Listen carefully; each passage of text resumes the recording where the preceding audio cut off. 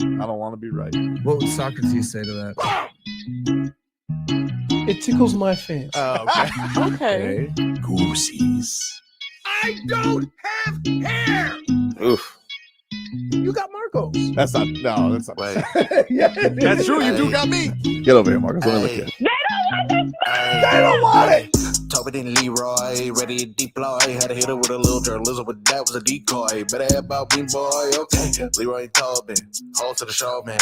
Still to the songs with the show, and till then his half moon open. Sometimes go taste like a snowman. No proof of my life, better more than no proof. Like I always wanted him, I never hated him, I never traded him, and if I did, I never ever traded him. You know what is a star? Like another city, the driver's like Florida. Gucci get large, so many more. 10 in the more, never a bar. Hey, 10 in the more, 2 to the P. Nothing to you, but it's something to me. Handsome as ever, and cute as can be. You can watch us on YouTube with view for free. Hey, this one time for the Twitch. This one time for the text.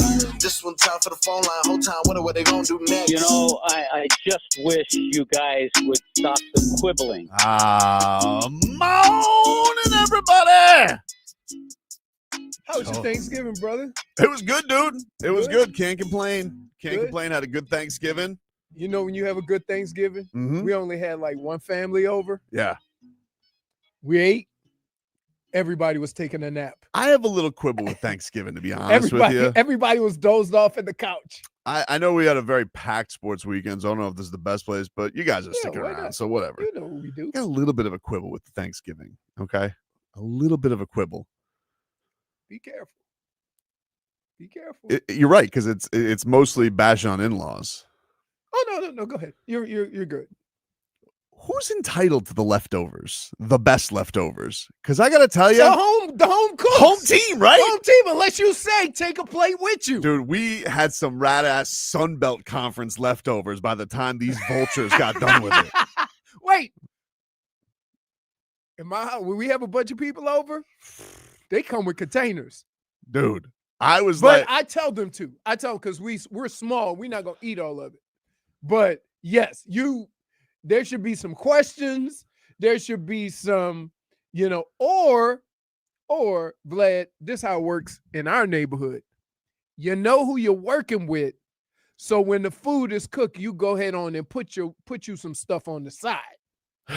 it was disappointing because we didn't even really have we didn't ham sandwich the next day. had ham. The ham's the ham. The turkey though, like they took all the good turkey. They took all the good turkey. All that was left was rat ass turkey. Bottom shredded dark meat at the end. And I'm just like, I always look forward to that next Turkey Day sandwich with the gravy, and it's just like these vultures just swarmed about. I mean, I couldn't put any defense up because I was too busy, cleaning up and trying to straighten up the house a little bit. And so everybody was. They Ocean's 11 your turkey? Yeah, dude. Can we also make this other thing? Were you all right, buddy? Can we, can we start eating at a reasonable time? What time did you eat? 6:30 p.m. Yes. Yeah. We ate at 5, which wasn't bad. That was good. I think when I grew up, when I was growing up, mm-hmm. You know what time we ate? Night. 1 o'clock in the afternoon. That's okay. 1 o'clock. Yeah. I agree. And you eat your second meal at like 7. Usually, like the latest. Leroy. Growing up, the latest I remember is second football game. You're eating. Right. Your first football game's appetizers. Usually, by the time second football game starts, you're in the middle of the main course. I'm gonna tell you what. If I come over to your house and this is no lie, and it's Turkey Day, and you start passing around appetizers, to me that's a bad mark because you're stalling. Food ain't ready. Yes. You're stalling. No one come over here for no finger food. Also, if you came here for some bird and some ham. If you take appetizers as a responsibility, you can't be one of the last people to show up. Like we had one of those too. Wait, so the person that said I'll bring over some appetizers, brought them right before the food was ready? Yeah. Then that's their to-go plate. Dude, I'm telling you, I was like, what is plate. going on here? Yeah. So I was not happy about that with Thanksgiving. The way it worked for us is I put some breasts on the grill, and the family that came over, they made a turkey. Mm-hmm. So I just put my turkeys on the side, right? We eating his turkey. It was delicious. We had turkey, we had ham, and let me tell you something. It looked like a carcass. The next day after the next couple of days after we attacked that ham. Mm-hmm. And so, yeah, delicious. I made some mustard sauce. Wife made a whole bunch of little like cheesecakes. Ooh, little and cheesecakes. little How about pecan that? pies, Mm. and then a big Now the dessert we came strong. The dessert was right, but man, I was disappointed. I was like, the next day I was like, no food. What? wow. I You don't- should have known though when you were packing up. I did. Do you have a like, second refrigerator? Damage was done. You have a second refrigerator? No. Okay. So see, we have a second refrigerator. So when I hear the words, just go put it in the refrigerator in the garage. Hey, I don't even look at the main refrigerator. The next day when I'm going to make a sandwich, boom. Had some corn casserole, little turkey in the evening. But after golf, watching those noon games, you know what that is? That is ham sandwich. It was Would have been nice. no ham. I can't believe no left. That either means you did a really good job cooking, or No, my wife killed it. No, she killed it. Can It's I- just can I it would just be say nice if I something? could get Vlad. some seconds. there's two things if you host a party that cannot happen. The food can't be bad, which from what I'm hearing, it was delicious, and you can't run out. No, we didn't run out, but People took Did- I'm telling you, they swarmed it, dude. Swarmed it. who gave the wait, You know why? Because people don't want to cook until Sunday. Yeah, right? But who gave the all of them. who gave the Who Yo, gave they the didn't okay? ask? My wife and I were cleaning up. You know, we were trying to tidy they up a just little. took it out. Hold Zoom. up. No, that's happening. No. That's a Leroy. foul though. No, You gotta Leroy. ask. You want to hear personal You ain't gonna files? say no, but You want to hear personal files? Mm. How about people giving desserts for people to go home with? And I'm talking about like full pies. Oh, because you just don't want all that pie? No, people are like, here's the thing about, and I feel, and I thank everybody who hosts Thanksgiving parties or dinners, but the guests are foul. Okay, guests will go into your refrigerator and take whatever is they feel like they want without even asking you. nah, they don't have it in my house. They say, hey, I because offered up some pies. we have all the food that's out, right? And they'll ask, and there's really no need to go into the refrigerator. Yeah, that's the last thing I actually have. I have way too much pie. I still have a ton of pie in my fridge, and I'm just like, I don't think. well, I'm here's not- the thing. My pie, nobody else is fond of. That sweet potato pie, I cut a piece of it, and I offered it sweet potato pie. No, we want pecan pie, and we want these little cheesecakes. Mm. I'm like, great, All that pie for you. all that pie for me. I will eat that whole sweet potato pie. Headlines are brought to you by Doral Kia, home of the Pricito, our lowest price. Visit us at Doral Kia or DoralKia.com. One thing I'm not thankful for, that Dolphins game I had to watch on Sunday because that game was terrible. It could have very easily been a 35-10 blowout. But it wasn't. But it wasn't.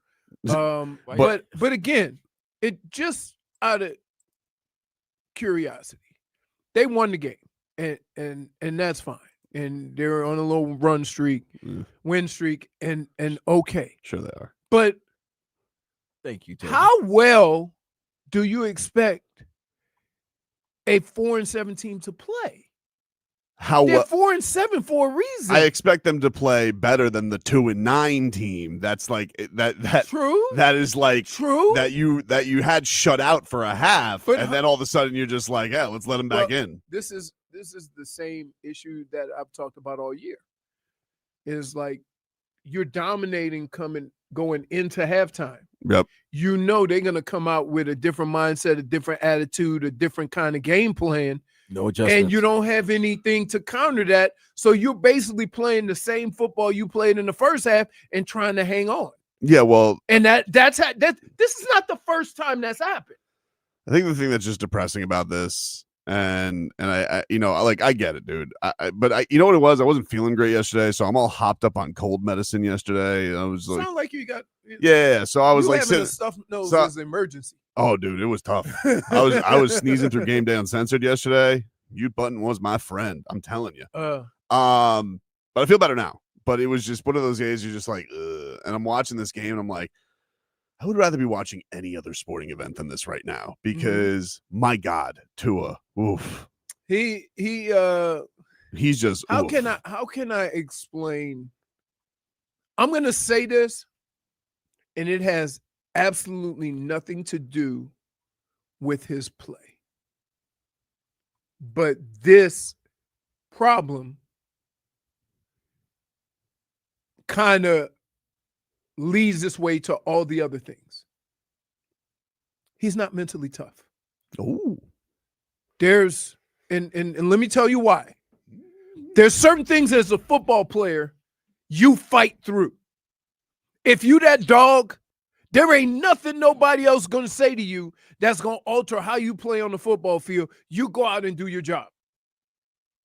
And so it sometimes seems like he's trying to play quarterback to appease everybody instead of playing football to win a game. And you could see it with sometimes he's hesitant to make throws now. Sometimes he just chucks the ball deep. He does a lot of those things that leads you to believe that, man, there's kind of a mental toughness you have to get through some of the situations that you're getting through. It shouldn't affect you, right? I've been booed for fumbling. It didn't stop the way I ran the ball the next play. mm-hmm. You have to have So you that think he's mentality just because so you think about this. Somebody's what you're- always going to be mad at you. yeah, I'm just getting so like you think he's just like you think he's a confidence shook quarterback at this point. Pretty much, which at that position you should never be. Interesting.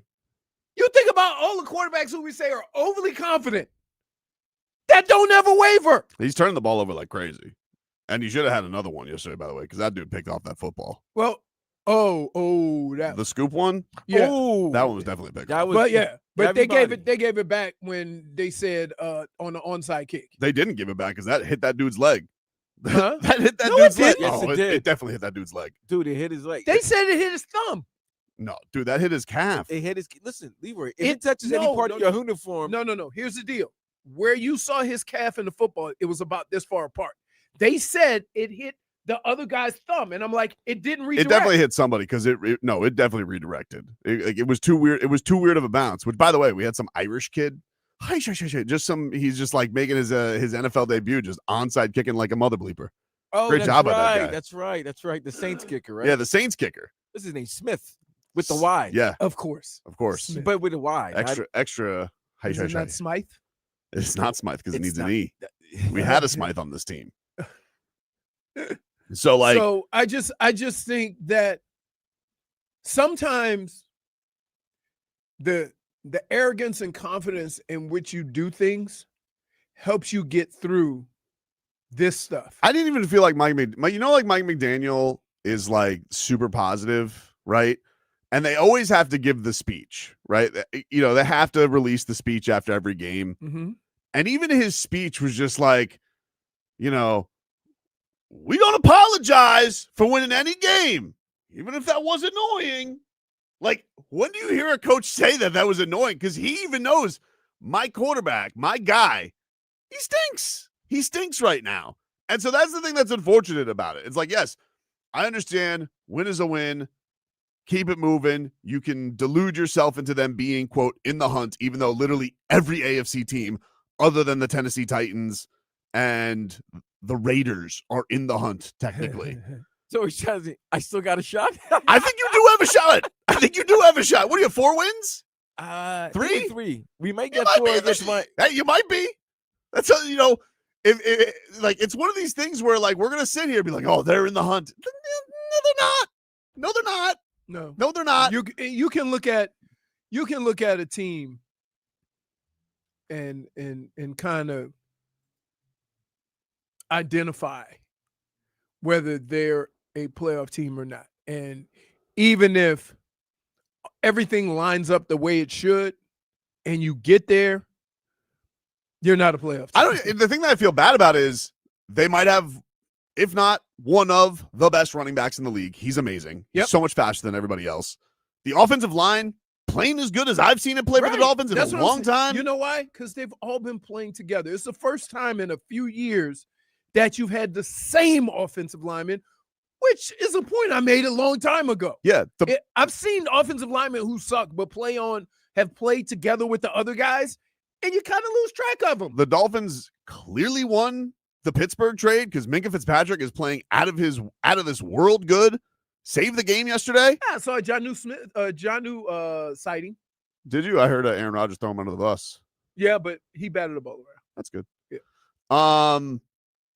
And the defensive line's coming together. Like, there's a lot of things about the team that I'm like, but the coach and the quarterback, right? So I'm at the game yesterday, yeah.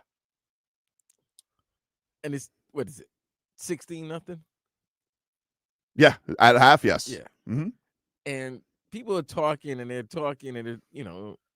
walking around during halftime. People are talking, and like, hey, we're up 16-0, but hey, do you think we have a chance? Like, do we have a chance? I've heard people say, Kansas City's they're 6-6. We're only a couple games behind them. You know what I'm saying? We're only we're 5-7. They're 5-7. We're only a game behind Kansas City. We're only a game behind Baltimore. We're only a game behind all these teams that, quote unquote, were supposed to be good. And I'm like, yeah, there's a difference. Those teams are good. They're just tired. They've been in the playoffs and have long extended postseason runs for the last 5-6 years. This team is not them. Like, there's two different Miami and the rest of the teams that are ahead of them. They don't equate. They don't equate. I mean, I get what you're saying, but the record is the record. Every year is independent of what you did the years before, and you get playoff berths based on what you did this year, not based on for sure. what you've been. But the record is the record, and but look at the last two wins. Yeah, a game you basically tried to give away, and then this one, Olave comes down with that football, you lose. Well, here's the other thing. He did it. Here's the other thing that you understand is that when you're in these situations, what separates you from a playoff team, from a Super Bowl contender, is in these moments it's not close. I don't mean the score. I mean, like, it boiling down to one play. That very rarely happens with a better team. Now, you're winning these games, and you're winning a lot of these close games that really shouldn't be that close, but you got to get better at finishing it off. That means coming out in the second half and having an answer you have to know that you're going to get some pushback. Leroy, I've asked them this question all season long. Why can't they play well in the third quarter? Why does it always take up to the 11 minutes into the fourth quarter for them to finally realize, because, you know what, we're still in the game? Because the other team, when you have a lead like that, has to come out like their pants are on fire. And you maybe go out there with a sense of security thinking you've done it for half a game. And what I would say is when you go in at halftime, that's the point in time that you figure out what has worked and what they may be on to and have some adjustments on that, just little deviations off of those plays. Most coaches will do that. Like, for example, if you let Tua sit back in the pocket and he picks you apart in the first half, what are you going to do the second half? You're going to try to put more pressure. You're going to play more man. You're going to do a lot of different things. So you, as a coach, got to know they probably going to come after us, right? They probably going to do something because sitting back and watching us play football is not working. What are going to be our adjustments? We run more max protection. We do more play action. Just different things that because you have an idea. A good coach is not only one that can design plays, but he can foresee what are the counters to the plays that you're running and have a adjustment before it gets to, we're struggling. And that's been my biggest problem all year is that they come out the second half. You have to think that status quo is not going to work. They pros too. They ain't going to just let you come out and do the same thing you did in the first half. And they never seem to have that adjustment that or even when he's just like rolling in a drive, like, all right, like Achane is cooking, just keep it moving. Like, why are you changing for no reason? Here's the thing. You can run counters. You can run because the whole thing about Achane is, and this is where you need all that motion and stuff. I only need my guy, the defensive guy, to take one step in the wrong direction. And once he does that, he ain't catching Achane, or he ain't going to be able to elude a blocker. And that's kind of the mentality you have to go with the run game. You can't just keep doing the stuff. Sometimes run a counter. Sometimes run a toss counter. Throw the toss, make it look like you're going outside. Everybody going to run out there because they're trying to catch Achane right back underneath. Like, you got to be able to do these things. Sometimes I saw a play yesterday where they tossed the ball, pulled the right guard to the left. The linebackers chased the guard, and they just ran a sweep out to the right. Like, there's so many things that, as an offense, you can be creative with that gives the appearance you're doing the same things without really doing the same things. I've had this argument all year. We'll take a break here on the program. Lots to dive into. Canes, Heat, all this type of stuff we got to get to here on a Monday. We're back after this.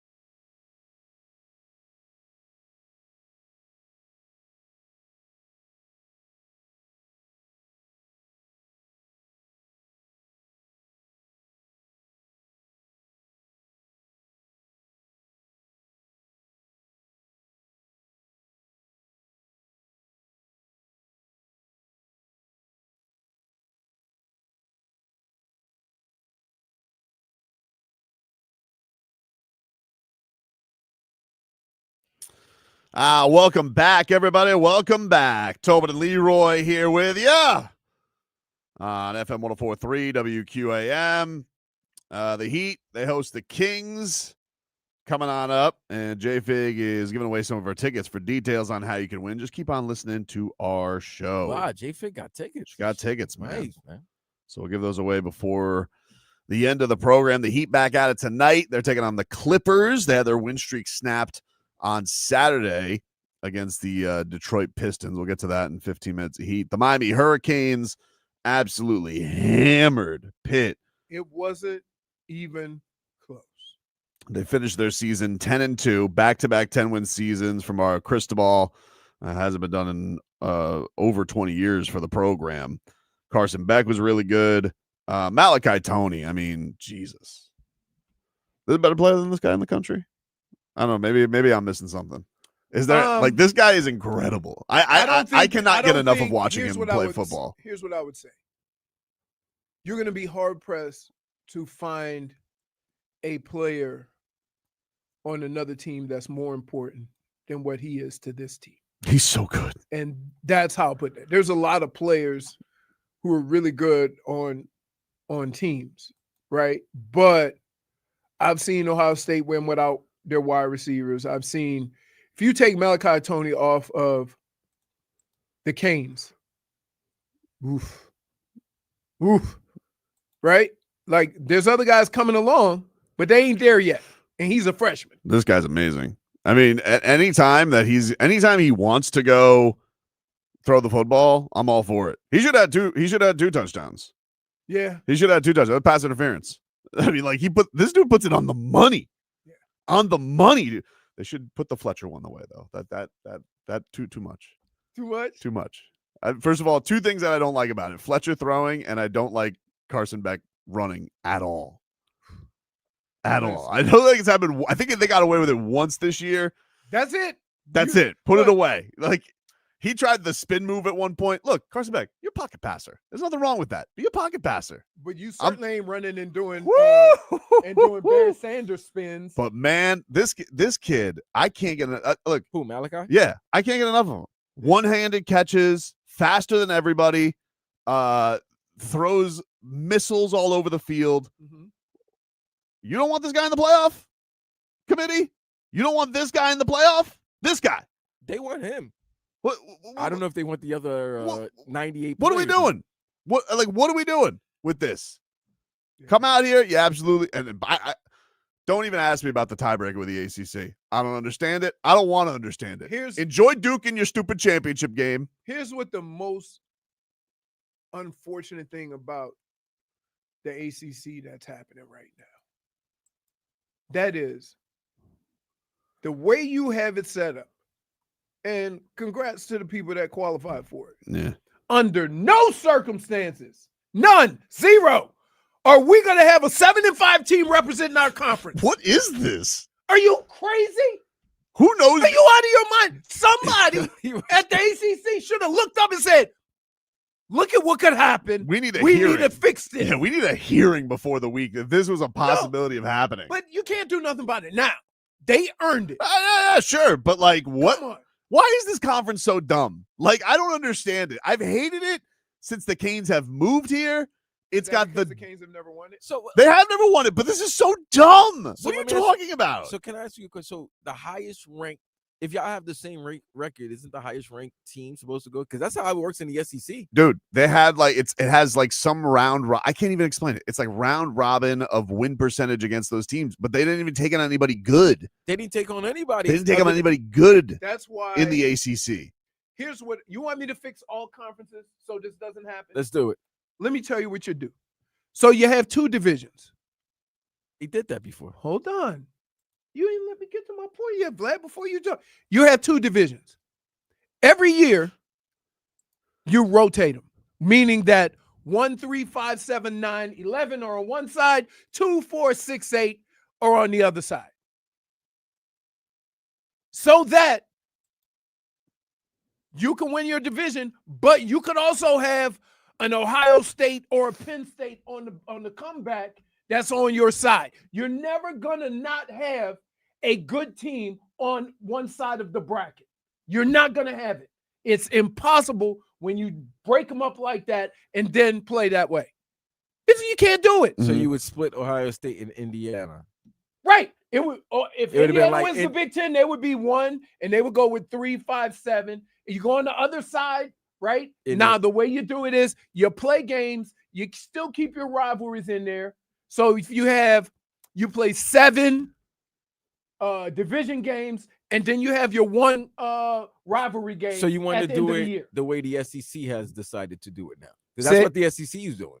They're not. SEC's having every team play 9. They keep their rivalry games. Those are the games they play every year. It doesn't matter. Yeah, right. But they alternate. It's just a yeah. But the problem is that if I play you in 26, I'm gonna play you in 28. Right, but if I play you in 27, you have to do it in a 29. way where it's always going to be. For example, the NFL kind of does something like that. Okay, when the season ends, the second the NFL season ends, you know who you're going to play next year based on the way you finished. It's just such a so why can't the number 1 team gets the toughest and then the lowest team in the league gets or in your division gets the easiest conference. Look, and it's all set up every year. Yeah, I don't know. All I know is they have this real big problem because every other conference that has a conference championship this weekend has a viable matchup that everybody would be excited for. Like every other one is like, oh, we got 1 versus 2 top 10 matchup, just almost a top 10 matchup. Somebody said they got rid of divisions because they had a number of teams. Well, here, ACC. You do realize that every other conference adds 2 teams so that they don't have an odd number of teams. You do realize that, right? What did the mic do to you that you're choking? Yeah, he's just upset with but like it's just stupid. It's stupid that it's not the mic's fault. Listen, your crown jewel is your championship game. It's not a crown jewel. But that's not the ACC's. And you have a 7-5 team there. The ACC's crown jewel is the Pop-Tart Bowl. That's its crown jewel. That's the true crown jewel of the ACC. Like I make fun of FSU and Clemson for wanting to sue the conference, but then I can't defend the conference. I can't defend the conference with how they behave and what they have out here. And by the way, stop giving me your stupid replay booth. I don't want to hear from those idiots. Okay, because all I hear is a meeting. So we're all on the same page with that. Okay, players. What happens if somebody says no? Like, has that guy really taken any input from anybody? Nobody ever says no. Shut up, Ralph. I don't concur. And then they have to lie to us on TV, right? Like Louis Riddick and Baba Shoe. You're not gonna get a better look than that. How's that for transparency? Great, transparent idiots. I'm great. I'm so glad I get to hear from all of them. By the way, Louis Riddick. Did he have some Michael Jackson shoes, baby? Wow. What happened? Oh, he was back on the Canes wagon. You know what? Louis Riddick, you know what? I felt the nostalgia of being back in Pittsburgh. I guess he wanted to wear his cleats and play cornerback because the way he was backpedaling all that. He was like, if there's a better player in the country than Malachi Toney, I'd like to see it. How do you not want these guys in the playoffs? I was like, wait a minute, dude. Weren't you like, oh, this wasn't an impressive win enough last week? You were like, Mr. I don't know. You put yourself in this position. Nope. Whatever happened, I don't know if he got the orange and green gift basket. Must have. I don't know if Mario Cristobal gave him the old. By the way, was that a real quote? Because I was at my son's jiu-jitsu class. Which one? Was it a real quote that they put up in the? Because I can't trust the internet anymore. Did he actually have the quote on bad weather? There's no such thing as bad weather, just soft people. Yes. That's a great quote. No, listen. That's a great quote. Let me tell you this. Mario this weekend, his talk game was great. Yep. Phenomenal. Yep. He head to head. He boasted what he needed to boast. He made a great point on why his team should be in the college football playoffs, and he made the best point. When does it head to head has to matter? Can I just say this? You can do all the complaining you want. You have a legitimate gripe. You've won your games. Okay? That was my biggest thing. Mm-hmm.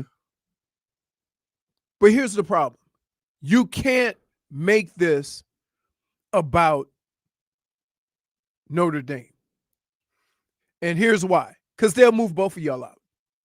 Yeah, I mean, You see what I'm saying? And you got so caught up on not whether you are one of the But this top team has been 12 playing- teams, but that you're better than Notre but Dame. they've been playing really good football for a month A straight. month. Like They've been playing really good football. They started off playing. They had a couple of stinkers, which were really close. Their quarterback had an all-time awful game. They lost an overtime game. You know, I just think that, and I think if you really like look at how the team is playing, the talent, they got everybody back. This defense is humming right now, dude. Mhm. Humming. They were those two passers, Mesidor and Bain, are so scary. I have a hard time looking at anybody in the country and having two guys that are like that. The last time I saw two guys like that was Mason Graham and Kenneth Grant, and they won a national championship. So I would say, like, if you can get after the quarterback like that, and then let's not forget those inside guys have come along. Yeah. So, Oh my God, Bryce Fitzgerald, what a game he had too. yeah. What a I mean, just So Heatherman has done such what you want to talk about. Who I'm scared of getting that guy. What he did in one season. I mean, he was very impressive. but they got healthy too. I understand they got healthy, but I'm just saying what he did this year with that unit was a sieve last year. Right. You know, it's been very impressive. We got to take a break. Back with more after this.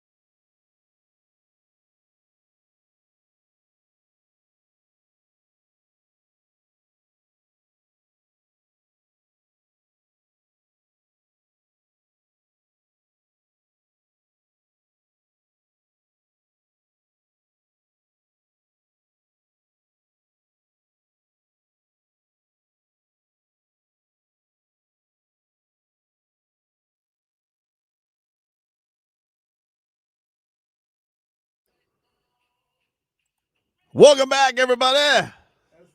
Tyler Herro. Tobin. That's what Tyler Herro saying the first time he came into the game. That's what I was. Why you think I played the song?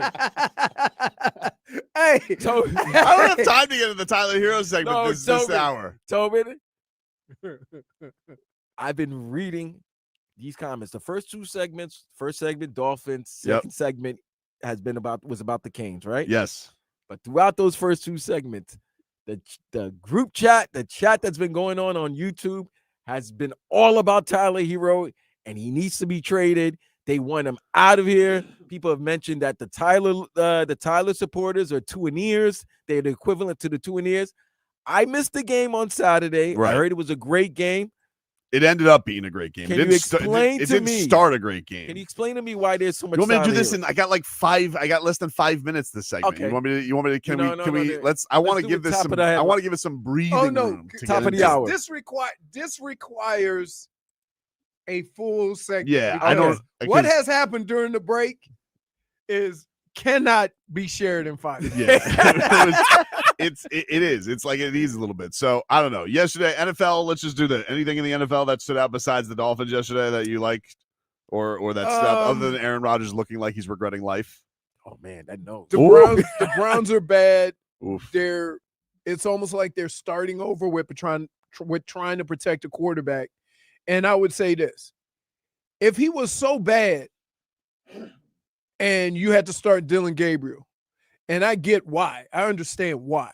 Like, you got to look the part before they have confidence in you to put you out there. That means that you got to humble yourself. You got to put in the work or whatever. They felt he wasn't doing that. They say, oh, he's not ready. But once he gets in the game, then you have to play him, and you got to play football, and you got to try to win these games, and you got to coach him through these moments.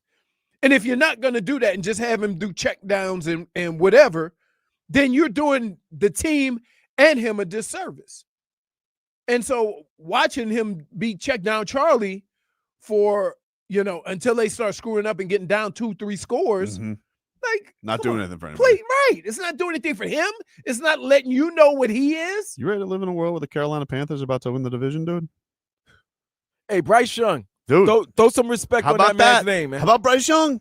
All he Throwing- needed hey. was a receiver. Hey, throwing, look. Boop. Got two In the games. basket. Got 2 Bucks games coming up with them. They got the Saints this week, and then they got 2 games against the Bucks. Oh, guys, let me tell you this. I owe a certain division an apology. Which one? Oh, the NFC North, South. Both, AFC South? Both NFC the, South. Both the NFC and AFC South, I owe an apology. Now, I was a big Indianapolis supporter before the season. Mm-hmm. If you listen to the, Sports Day, I said that the Colts are going to be a sneaky team. I didn't think Jacksonville would get some wins that Still don't they've trust gotten. You know what? You may not trust them, Still don't trust them. but You're they're- scarred for life. Guess with what? Jacksonville. Who's leading the division right now? Jacksonville. Exactly. And then For guess now. who? And guess And Houston's coming and on. guess who's stampeding very close to them There's our right now? sweet Cam Ward there on the bottom, though. The 1-10. Yeah, Yeah, 1-11. oh my God, it's 1-11. 1-11. Jeez. dude. It ain't And that one lacking win him was trying. crazy. That one win was improbable too. Jeez. But yes, give them credit, and they Dude. got some great games coming up. I can't believe I was saying that's good. Like, who do you think is the, you always get these, like, the thing, who do you think is the best team? I was like, I think the Rams are the best team. I was like, got beat. got beat by the Carolina Panthers, and the Panthers are friggin' 7-6. All right, we remember it, and here's the crazy thing: we so caught up in Dolphins talk. I mean, the Ravens are back. The Ravens are back, and then get mollywopped. That division stinks. Well, Right. guess what? Battle for the division this upcoming Sunday: Baltimore versus Pittsburgh. There's Oh, no man. I mean, I'm gonna be honest with you. That Pittsburgh team that I'm watching, I am unfamiliar with. No, you're not. Yes, you are. They old. No, but I'm just saying, I get it on offense. First of all, you paid. You want to talk about a travesty? DK. Paying DK Metcalf all that money, and the dude can't get open. He's a straightaway guy. And seeing what Pickens is doing this year too. That hurt. And see what Pickens is doing. Oh, because you got your feelings hurt and he don't do what we wanted to do. And Minka Fitzpatrick, you traded away, and now Minka's just killing it again. Janu, Tough, man. he batted the ball around. Yeah, people are saying like they're wondering about Tomlin. Just saying, hey, Well, if Tomlin goes, rats off But the ship. see, Is you could- is the his thing contract I- up? No, I No, don't think his contract is up. The but thing what I think would his say contract's up. about Pittsburgh, you could feel how you feel. Until they get to that point, there ain't no changes. Because that's the way they've been. They've had what, 4 coaches in 50 years? 4 coaches in their whole life. Yep. Right. So, like, and you can't tell them they wrong. No, he signed a 3-year contract extension that goes through 2027. Okay. My bad. So My mistake. if he is let go, I'm just saying he'll be the best free agent coach out there. Oh, I think, yeah. He's the only guy that'll get fired and get more money. So I'm just saying, Right? Probably. would Yep. More money, more control. Would South Florida be interested Can we in go to Mike break? Tomlin? Because we still good. This lane. Kiffin Would you guys be conversation. interested in Mike Tomlin? Would he be interested in the Dolphins? Because they one time shot him down for Cam Cameron. Oh, because they said he. But was that he Boss was Ross? Didn't they say he was too ghetto or something? Like It was that? alleged he was said that he was too hip hop. Was Yeah, that too Boss good. Ross? I don't remember. No. If it's not Boss It Ross, was 20 come on. years ago. 20. He's been a coach for 19 years. No, I don't think it was. I think that was. I think it was Cam Cameron. So, So I but think that was pre Stephen Ross having control. So then Boss Ross will, he would hire him. Take a break. Back after this.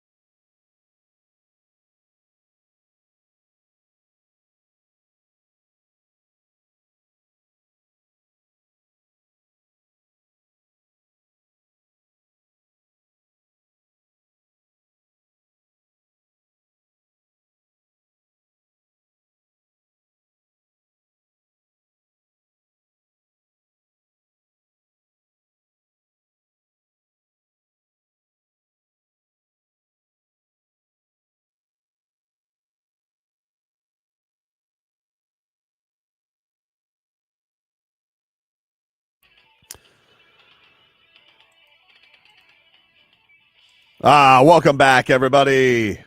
Tobin and Leroy back with you here on FM 104.3 WQAM. Get to our headlines this hour, brought to you by Doral Kia, home of the Pricito, our lowest price. Visit us at Doral Kia or doralkia.com. Shout out to the Pinks. Championship. They're going to the championship, dude. They beat NYCFC 5-1. They advanced to the MLS Cup Final. And they will take on Vancouver on Saturday at 2:30. Where? I think it's where is that game? Vancouver. It's in Vancouver. Yeah. It's gonna be cold. No, The Bucks. it's Vancouver. Great. Might be snow. Great soccer city. Everybody knows they got the Canucks. Some good BC bud out there. And they got the Couves. I don't know what their name is. Yeah. The Panthers will be back in action tomorrow. -1. Did you lose the wheel as you were going through that? I just Like- what do I call them? The Couves. Buckle up. It's gonna be a bumpy landing. Panthers will be back at it. They lost to the Flames. Eesh. Panthers need some people back. They're called the Whitecaps. Panthers, they lost to the Flames. They will be back in action tomorrow against the Leafs. They're practicing today. Yeah. Lane Kiffin is LSU's new head coach. I don't know if you heard that this weekend with all the drama that went on. All of it gross. Yeah. All of it gross. Well, He was trying to so what was the stakeout on Sunday? That was him trying to convince them to let him coach? yeah. Because he was like he was holed up in like some place, and we're just like, oh, there's a meeting that's going to go on, and then I guess it never happened. Seemed like it was on the tarmac. What was going on? No, it wasn't on the tarmac, bro. Well, that's where they showed one interview where Yeah, he finally had to give Marty Smith, who's been poor Marty Smith. Okay, Marty Smith probably Boots on the ground. He was boots on the ground. Probably didn't spend Thanksgiving with his family because he had to cover this story, and the decision was supposed to be made Saturday, and I think they were waiting for the outcome of the Alabama-Auburn Iron Bowl game, because if Alabama lost, it would have been Georgia Ole Miss in the SEC championship. By the way, I got like 9 texts. By the way, that said the game's here, not in Vancouver. That's what I was told. And that was in Vancouver? Yeah, Well, you know what? You're right. It is in The Chase supporters of the Pinks Oh, say, okay. No. Yeah, All I right. was getting ready to say, wow, you. My bad. All right. Minus Anyway. one on me. -1. The Pinks. We already gave you even. So yeah, no, Marty Smith's sitting out here just waiting for Lane Kiffin, and Lane Kiffin's bad at breakups. He's been bad at breakups his entire life, and this one was just as ugly, except that he's got this is the best team that he's had since he's broken up, right? Like because Yeah. if I recall the tendencies, They've won 10. They've won 10. He's won 10 games for the last 2 seasons. he was sneakily with them for a long time. You Right. know, it's like but you kind of harken back. It's like Jimmy Butler. You know, it's like, oh yeah, he can still dial it up. He's been with the Heat for 5 years, but he can still go back to T-Wolves Jimmy if he needs to. Lane Kiffin, he can make a stink if he needs to. I mean, his contract's up, right? No, I don't know if Lane's contract was up. Yeah. Our college coach contracts ever They're up. never No, up. they got buyouts. You know, they're But like, they didn't talk about a buyout. That's why I'm assuming it's and remember they said they made it a point to say we were going to give him exactly everything that LSU was going to give him. So Lane Kiffin, he obviously left to become the head coach at LSU. He's leaving behind a 6-year, $54 million contract extension he signed in 2023. Okay, but there's no buyout.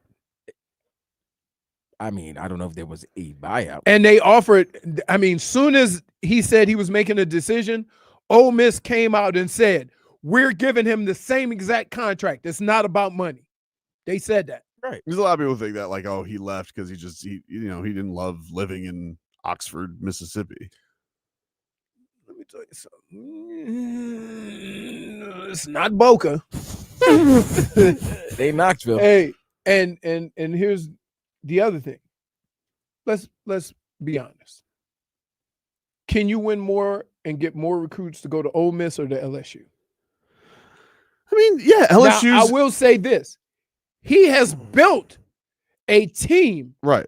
at Ole Miss that he could have kept going. Yeah. Because I when think- you win, people want to go there. I think the thing I find unbecoming of it, and this has become the thing that's annoying with college football in general, even with, you know, the whole picture of the college football playoff, is like you're always looking for these greener pastures and you're always looking for these things. It's like, well, you already have a team that's got a chance. Like Well, maybe they don't win, but you're going to be in the field. So And look you're at the just, players too, though. and you're just like, see ya. I'm ready to hit out of here. Isn't that what everything is nowadays? There's no Coach, even but with coach the thing has been, players. but he's done this multiple times. Like the coach thing has been going on for Yeah. a while, and the coach and first of all, he wasn't even originally going to go to LSU. He was going to go to Florida. Like those are the first talks, like that he was going to be the Florida coach. And poor Florida, they're sitting here. Who do they get? That poor Tulane bastard.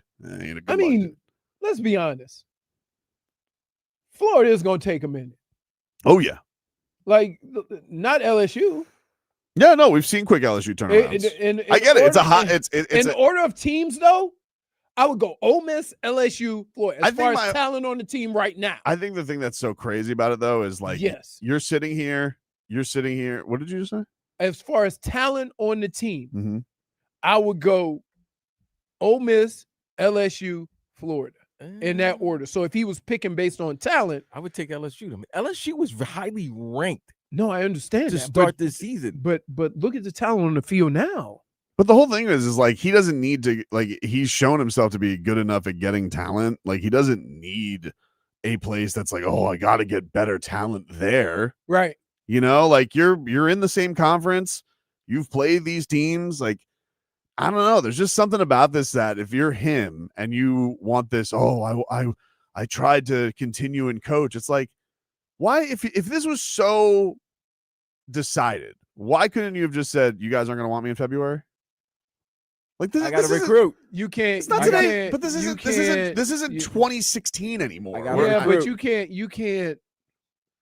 I don't know if you could get away with that, and I'm probably more than sure he had to make a decision because they weren't gonna let him do that.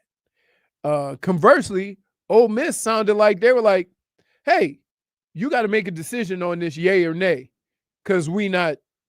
You know, I what get mean? Ole Miss because it's like you're going to leave us anyway, so I'm not going to have you coaching the entire time up, and you get to be around my players and influence them, and maybe they want to leave. Now, look, it's Wild West these days anyway. Mhm. It's not like you have to sit out a year anymore. A kid can go up and leave LSU right off the bat, Especially if your coach leaves. Mhm.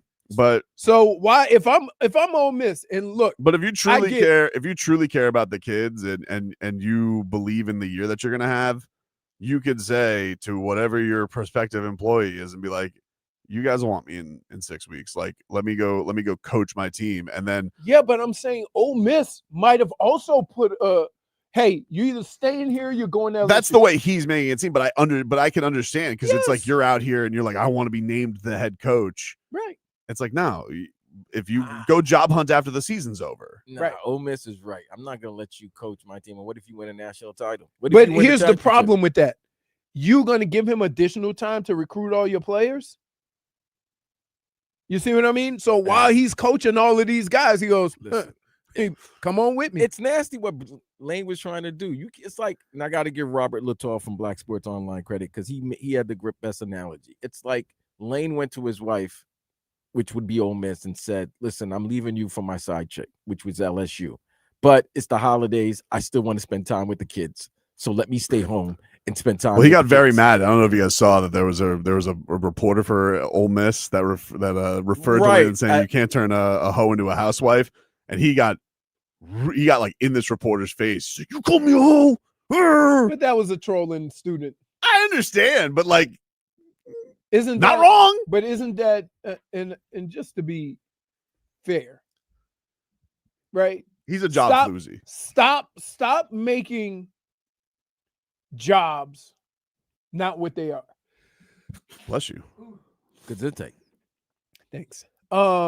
It's one of those situations where if we had a profession and we could go somewhere and make more money, or we felt was a better situation, we would just go. Yeah, Nobody would hold that against you. Nobody would say you have no loyalty. Nobody would say you're a whore for money. Nobody would say that. Yeah, but here's the thing that I don't like. First of all, you're a lead. You lead a group of young men, and Yeah. second of all, you're not finishing your original job.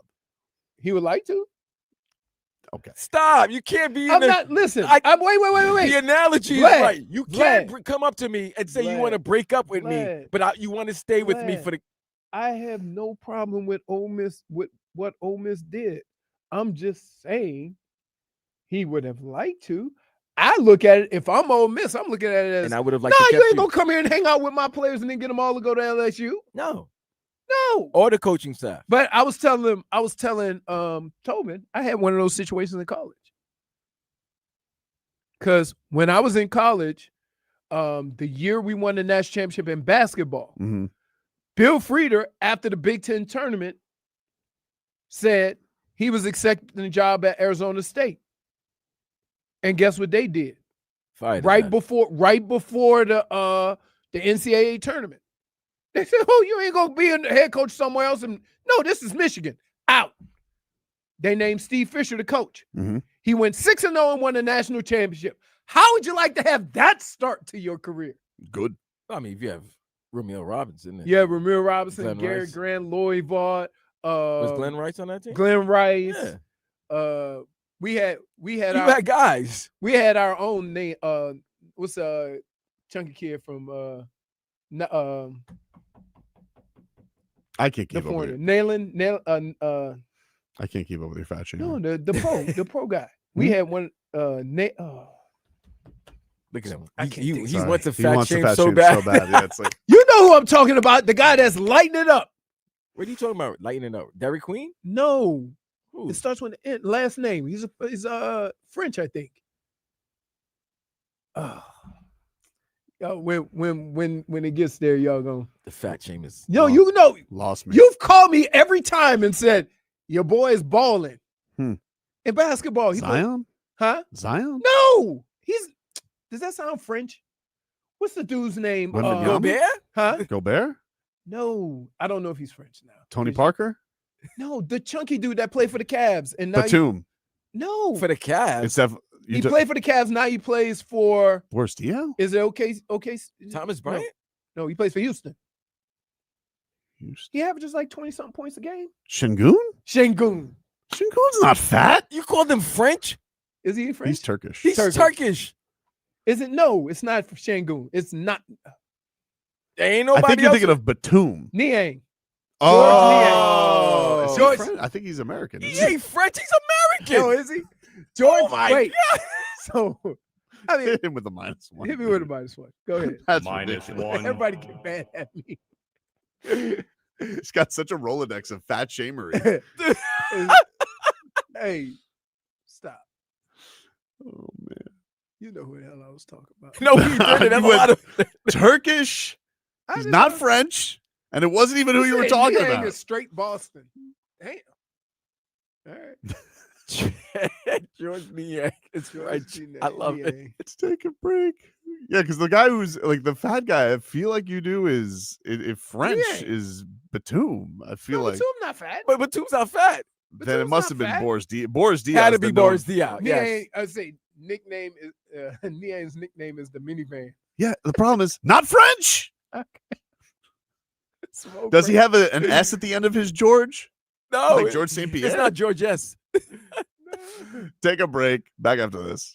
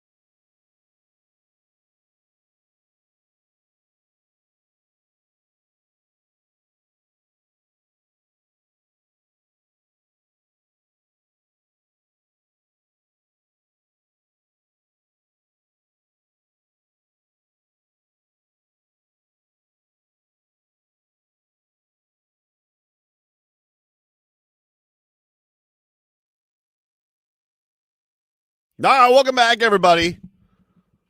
Tobin and Leroy here with you on FM 104.3 WQAM. Heat back on the hardwood tonight. They're taking on the Clippers. Gets going at 7:30 tonight. Jaime Jaquez questionable with the groin injury, but I believe he did Practice this morning? I think he looks like he's on his way back. Yeah, I think he did do a little action. He missed the last game against the Pistons. The Clippers stink. They're 5-15. They're one of the bigger abominations in the league this year. So can you please explain to me Yes. why over the last nearly 90 minutes since this show has started, Mm-hmm. the YouTube and Twitch chat has just been going in on Tyler Herro?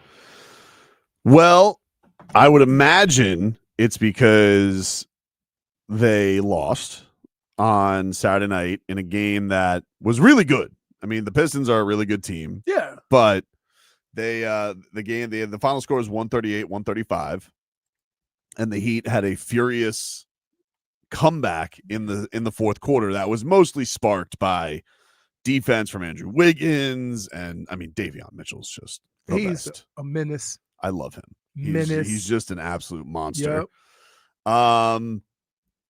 And the game before that, where they were winning, it was like you didn't have a great game from Powell or Wiggins, who had come back, and so you were like, yeah, was this the flying high offense that we all got used to, or is it starting to get bogged down a little bit?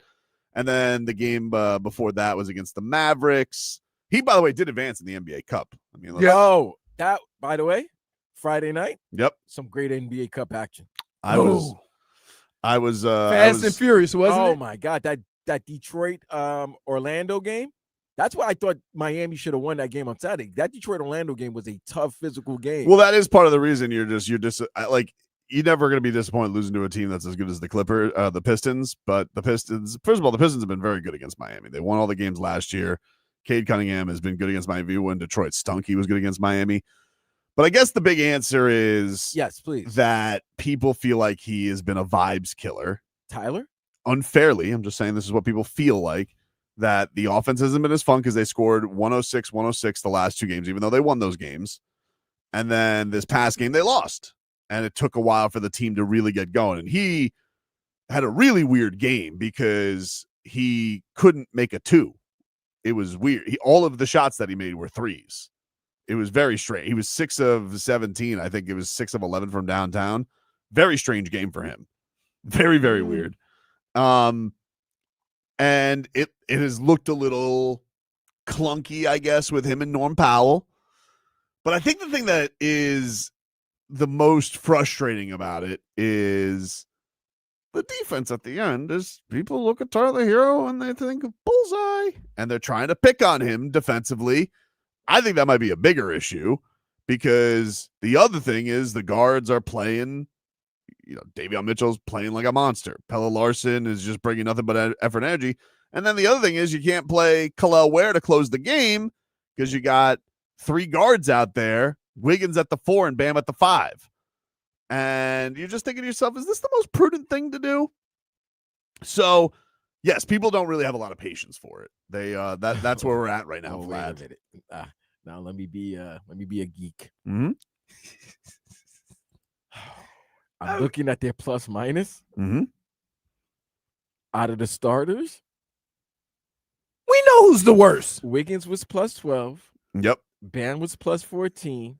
Norman was plus 15. Davion was plus 15. Tyler was minus 18. You know why? Because soon as he get in the game, they put him in a blender. He was tied with Drew Smith. So for all you Drew Smith lovers, Drew Right. Smith And if you want to talk about plus minus, oh, your boy. man, Your boy. They are ripping your boy as well. Who? Kel'el? No, Niko. Niko? They are killing Niko. So it. Niko Look. and Tyler are well, Niko's barely playing. So here's the thing that was disappointing about Niko, right? Niko played 10 minutes, Leroy. Look at me. 10 minutes. Mhm. 5 turnovers. okay, but that's why he only played 10 minutes. He had a pass in this game to no one. Do you remember? I saw Do you that. remember the Terry Rozier pass in Cleveland where he Yeah. passed it into the middle of the court, and Donovan Mitchell stole it and just hit a three, and everybody was like that's it's the meme video that everybody's like, yeah, of course this guy is being investigated by the FBI. Look at him play basketball. Mhm. You remember that pass? Yeah. This might have been worse. This pass that he had might have been worse. And yeah, I don't know what to do with him right now. He's broken. Like he's mentally broken right now. He's just I not. said Dunks was plus 17 the other night. Dunks was killing us. Yeah. Dunks was Dunks was killing 14, us. 3 for 9 from three. Dunks was feeding us threes. There was one that was really frustrating where like there was a missed he missed a three over Kalel, and I forget who the big guy was, but just like sprung off of Bam, got it, kicked it back to Dunk, and nobody covered Duncan Robinson. They just left him, and so he walked right into an open three. And I'm just like, what are we doing here? Huh? Like we don't have enough intel on that know that's a bad idea to just leave you that go and guy. get the rebound. You're not. Nobody thinking- went to get the rebound. It was only the Pistons. That's the problem. Nobody was there to get the rebound, and nobody was there to guard Duncan Robinson. Where was everybody? Were we sightseeing? That was the exact issue. No one went to rebound, and nobody guarded Dunks. Everybody had the turkey leftovers. Where is everybody? Leftover ham sandwich. Duncan Robinson's out here just having open run on their ass. They did give him a video tribute, which was very nice. And then he decided, very cool, I'm going to go bully you guys. He was locking up Niko. Locking him up. I mean, but Clamping him. usually, and correct me if I'm wrong, usually a guy who doesn't play defense sometimes gets locked up because he doesn't understand how to break a defense. Now that's a little different with Tyler because he got the baby, he got the little fade or the little The baby hook. the baby float. baby float, right? And so that kind of he's always going to get an open shot with that. But dude, What? look at me. What? You knew this was going to be a problem before, and you ignored it. What did I know was going to be a problem? I told you it was going to be a problem. I don't when know you that. See, connect this is the thing. I defensively. don't know And that it's a problem. I don't know and that you it's a said, problem. wait. And here's what you said to me. Here's what you said to me. Mhm. He's going to score enough points. It's not going to matter. I didn't say that. What'd You're you making up quotes. I did not No, say that. what'd you say? I With- never said that. You said with his I'm not score- gonna with- let you say things that I never with said. his scoring, he doesn't have to play defense. I or- never literally, Leroy. I'm gonna tell you something. Wait, right now. wait. I'm gonna walk out of this room No, if you I ever will fight you. attribute a quote like that to me that I never on. said. Hold on. I never said. Let me that. get it. It might not have been you, but here's what we heard. Was it he's so good offensively, and every guy who's that good offensively doesn't play defense anyway. That is a thing. Like most, there are usually Okay. going to be players on teams. Okay, but you still that have- are as bad defensively yeah. that you're gonna have to deal that like you're gonna have to have some give on the defense. How about that's too much? But Too much give. the thing is like if you have an option now in Norm Powell, who I mean was averaging over 25, was averaging more than anybody in the Heat in 10 years. With how he started this game, he seems like he's made for the defense. He is your go-to guy, and now it's like, yes, you have two awesome scorers, but here's the problem: you don't have. It's going to be at the expense of not having as much size out there because you can't play Kalel to close. Right. And I really think that what people are frustrated by is we were talking about this last week. What did we talk about coming off the road trip? That we look like Kalel Ware is making the leap. Like he's playing special Right. minutes. Right. And now the problem is, well, if you have Tyler, Norm, Davion, Wiggins, and Bam out there, well, you can't play with six guys. So who are you going to bench to play Kalel Ware? Well, Andrew Wiggins was playing a great game. Davion Mitchell was But you're so not great. small without Kalel. I know. And that's the thing is like I just think that And you're gonna hurt feelings if you take Tyler out. Yeah, But- but here's the thing, guys. I But haven't- feelings like bleep them feelings. We need to win games. and it seems like the fans have spoken and they know who they want to give the contract extensions to. I don't disagree with that. Like I think that people are, if And you're, please stop saying that he's 32 because we extended Jimmy till he was 37. yeah, and I think he can only sign like a 3-year deal anyway. Like I don't think So Norm what Powell's would- going to get a monster deal. I'd If they cur- did sign him early, I think. Out of curiosity, Mhm. Walk us through the solution to this. You want me to walk you through the solution? I know you're gonna say let's take a break because you want to think about it. No, I won't cop out like that. I won't do that. What are you talking No, about? he's not, because he got game bums and game balls to give out next segment. That's true. You do have to do that. Okay, You so do have to do that. come on with it. What is the solution? The solution is that I think, for me, Your opinion. that it's probably going to come at the expense of, if I had to guess, it's going to come at the expense of Davion Mitchell, because I think eventually you're going to have the size. But you're gonna. But But he's one of the few people on your team that, when it comes to size, it has nothing to do with his ability to be a menace on defense. Yeah. So how do you go about that? I don't know, because it kills me, because I love watching him play basketball. But I'm just looking at, I don't think any of the other veterans are going to get benched. Okay. And so my guess is, if it's going to come at the expense of somebody, it's going to be him. And Then are you trying to win? But eventually, At the end of eventually, what do I think is going to happen? Yeah. I think here's what the Heat got to do. The Heat are going to have to come to a point where, if it's not Tyler Herro, they're going to either have to trade one of the two guys by the middle of this year to figure this out. It's either going to be Tyler or Andrew. Those are going to be your choices. Oh man, I don't want to get rid of Wiggins. That's going to be that's Because what that's what I think length. it's ultimately going to That's come that down length to. you need on both sides of the ball. That's what I think it's ultimately that gonna you come down don't to. have. He's your best two-way player. Hey, I'm just telling you. Wait.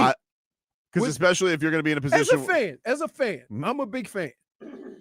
If you're looking at that situation and said, we traded Wiggins to keep Tyler Herro, as a fan, are you going to be a little upset about that when you know what this team is with both of those players? Depends if you got like a really good return for him because of the way he's playing right now. But yeah, I ultimately understand what you're saying. Dude, don't like. I think it's a problem not having Khalil. That's your best rebounder. I think it is too, because I'm just looking at it and I'm like, look, this guy. First of all, the points in the paint were atrocious this game. Like Okay, it was just going down the lane? willy nilly.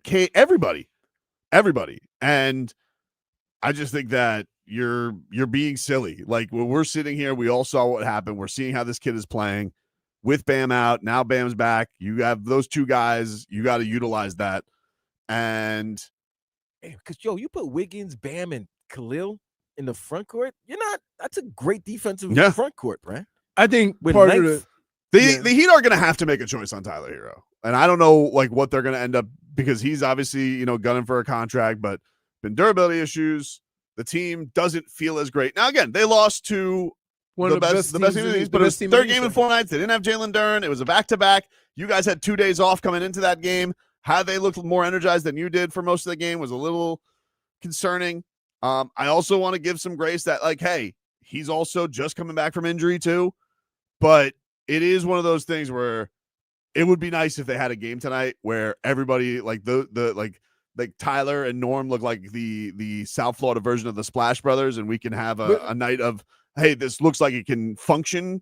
Because the first few games, it's been a little dicey. It hasn't looked as smooth after looking as vibrant as it had to start the season. Here's the problem, though, that regardless of what you think about Tyler and what you think about everybody else, we know what the issue of Tyler is. It's been that since he's gotten to the league. Yeah.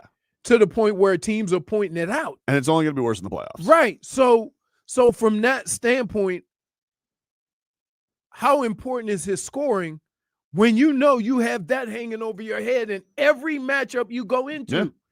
And when another guy who's a Not the traffic only team cone dealing with points it out. Look at Atlanta. Atlanta's dealing with the same thing with Trae Young. They're balling without him. Jesus. Right, because they got somebody that can play defense up top. Yeah. And they also got Jalen Johnson, who's a stud, who was a stud last year till he got hurt. And Right. So it's one of these things where, yeah, it's I hate definitely to say noticeable. this. I hate to say this because Tyler is a starter, but he seems like a guy who would be that microwave off the bench. Right? That's what he started. Huh? That's what he did. I know, but for some reason, if we all can see that, like you can't be on the court first and they throw you into a blender to start the game every time. The one thing that was encouraging is by the end of that game, I do feel like they found a little something, especially offensively. It looked more comfortable. Yeah, but he's So still going to always be he's I always going to understand, be but what he is on I'm defense. hopeful that they found something in that fourth quarter. But I understand the concern. I get it from If people. Tyler was a microwave, I'd die of hunger. Take a break. Game balls and game bums is next.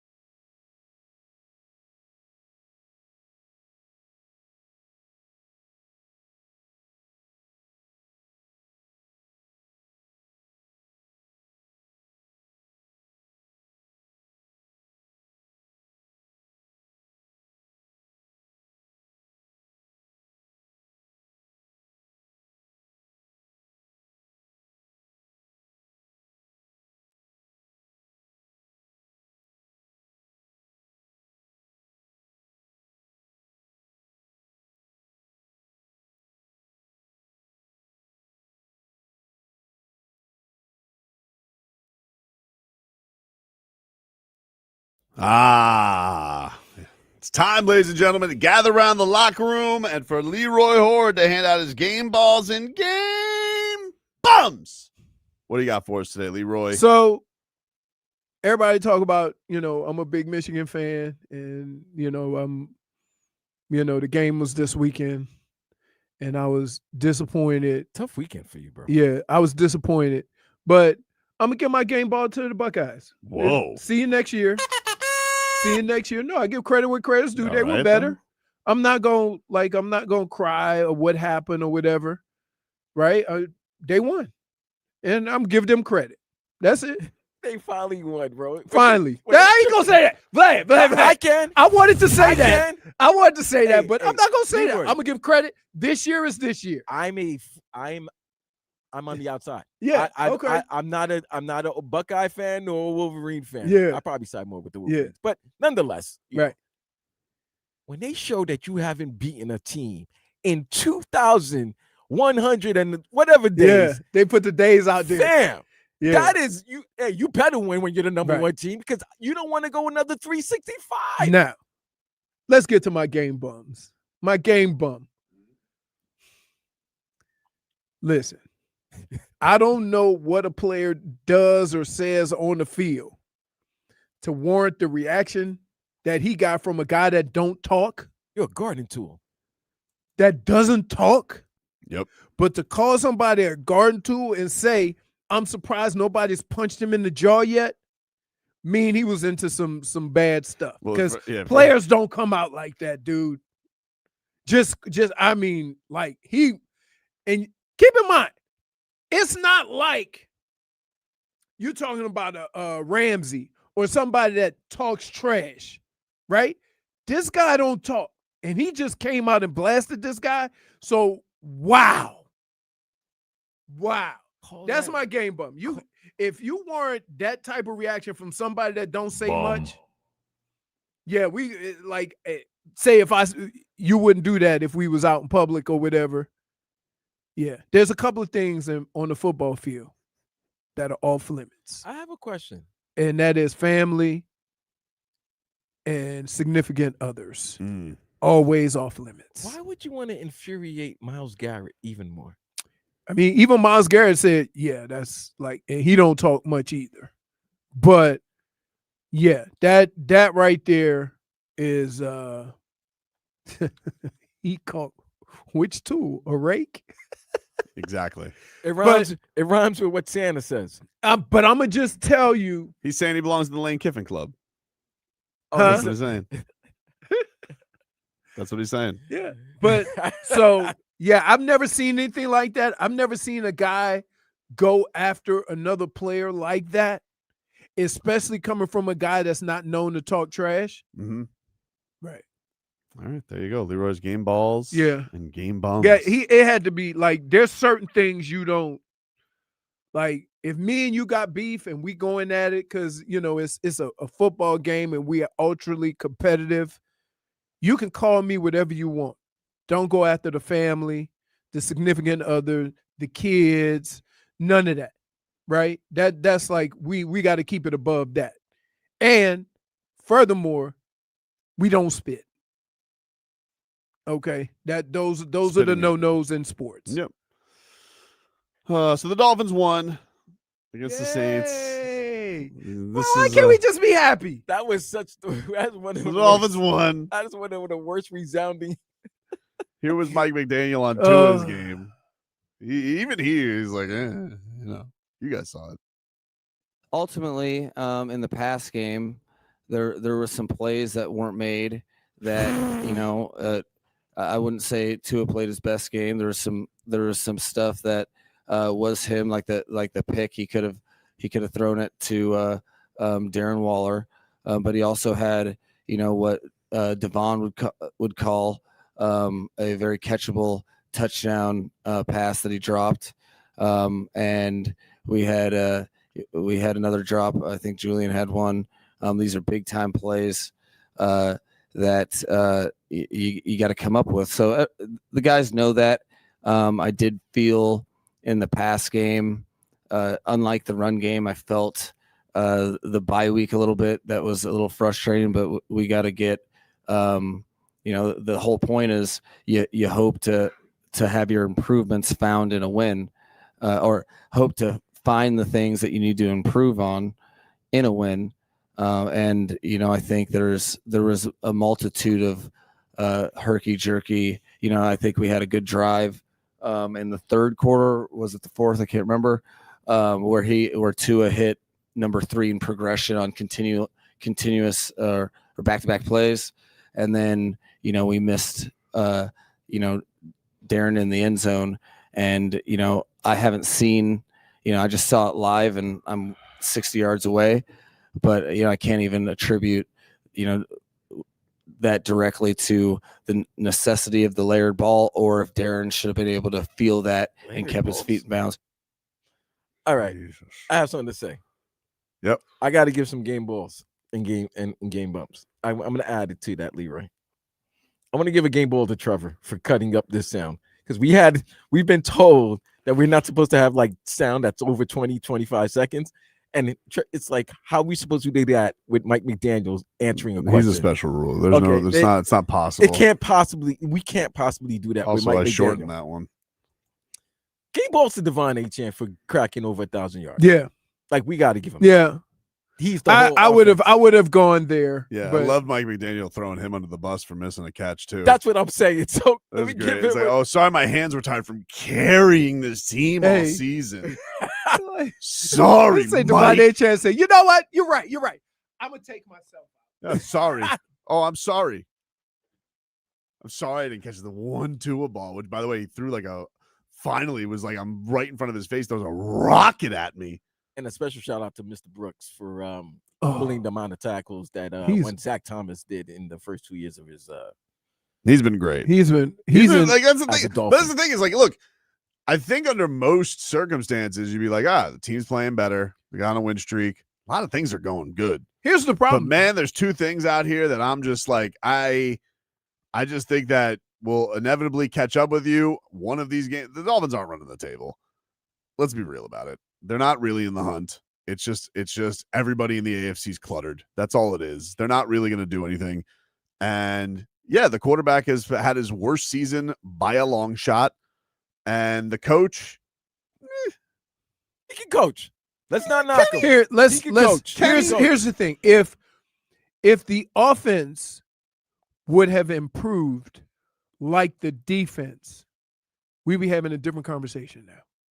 Because the defense was terrible when the season started, and they've gotten better every week.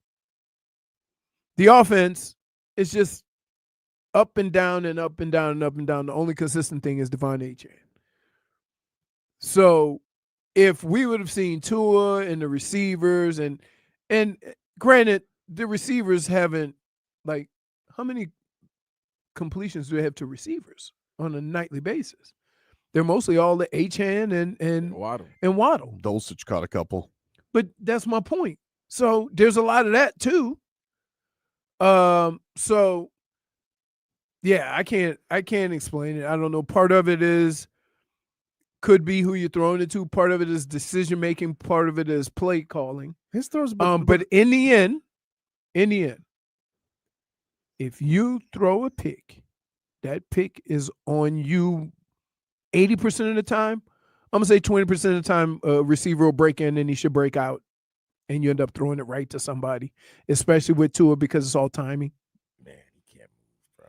Can't move. And then the thing that sucks, like, his things always used to be accuracy, taking care of the football. Yep. And he's just like, you don't have a lot of margin for error when you don't have the tools that he doesn't have. And he's just off, dude. Like, he's throwing balls behind guys. His timing's not right. He's throwing up these lofty interceptions. I mean, it's just a rough watch. It's a rough watch as a fan. It's such a far cry from what it used to be from him. I know there's plenty of people who were Tua skeptics all along, and they're like, you see, brr. But, like, this ain't what I watched 2 years ago. Only the Dolphins can make wins feel more like losses. It's true, though. It's true. I hate to be that guy. I really do. I do. But what I've watched the last 2 weeks or the last 2 wins have not been great. So if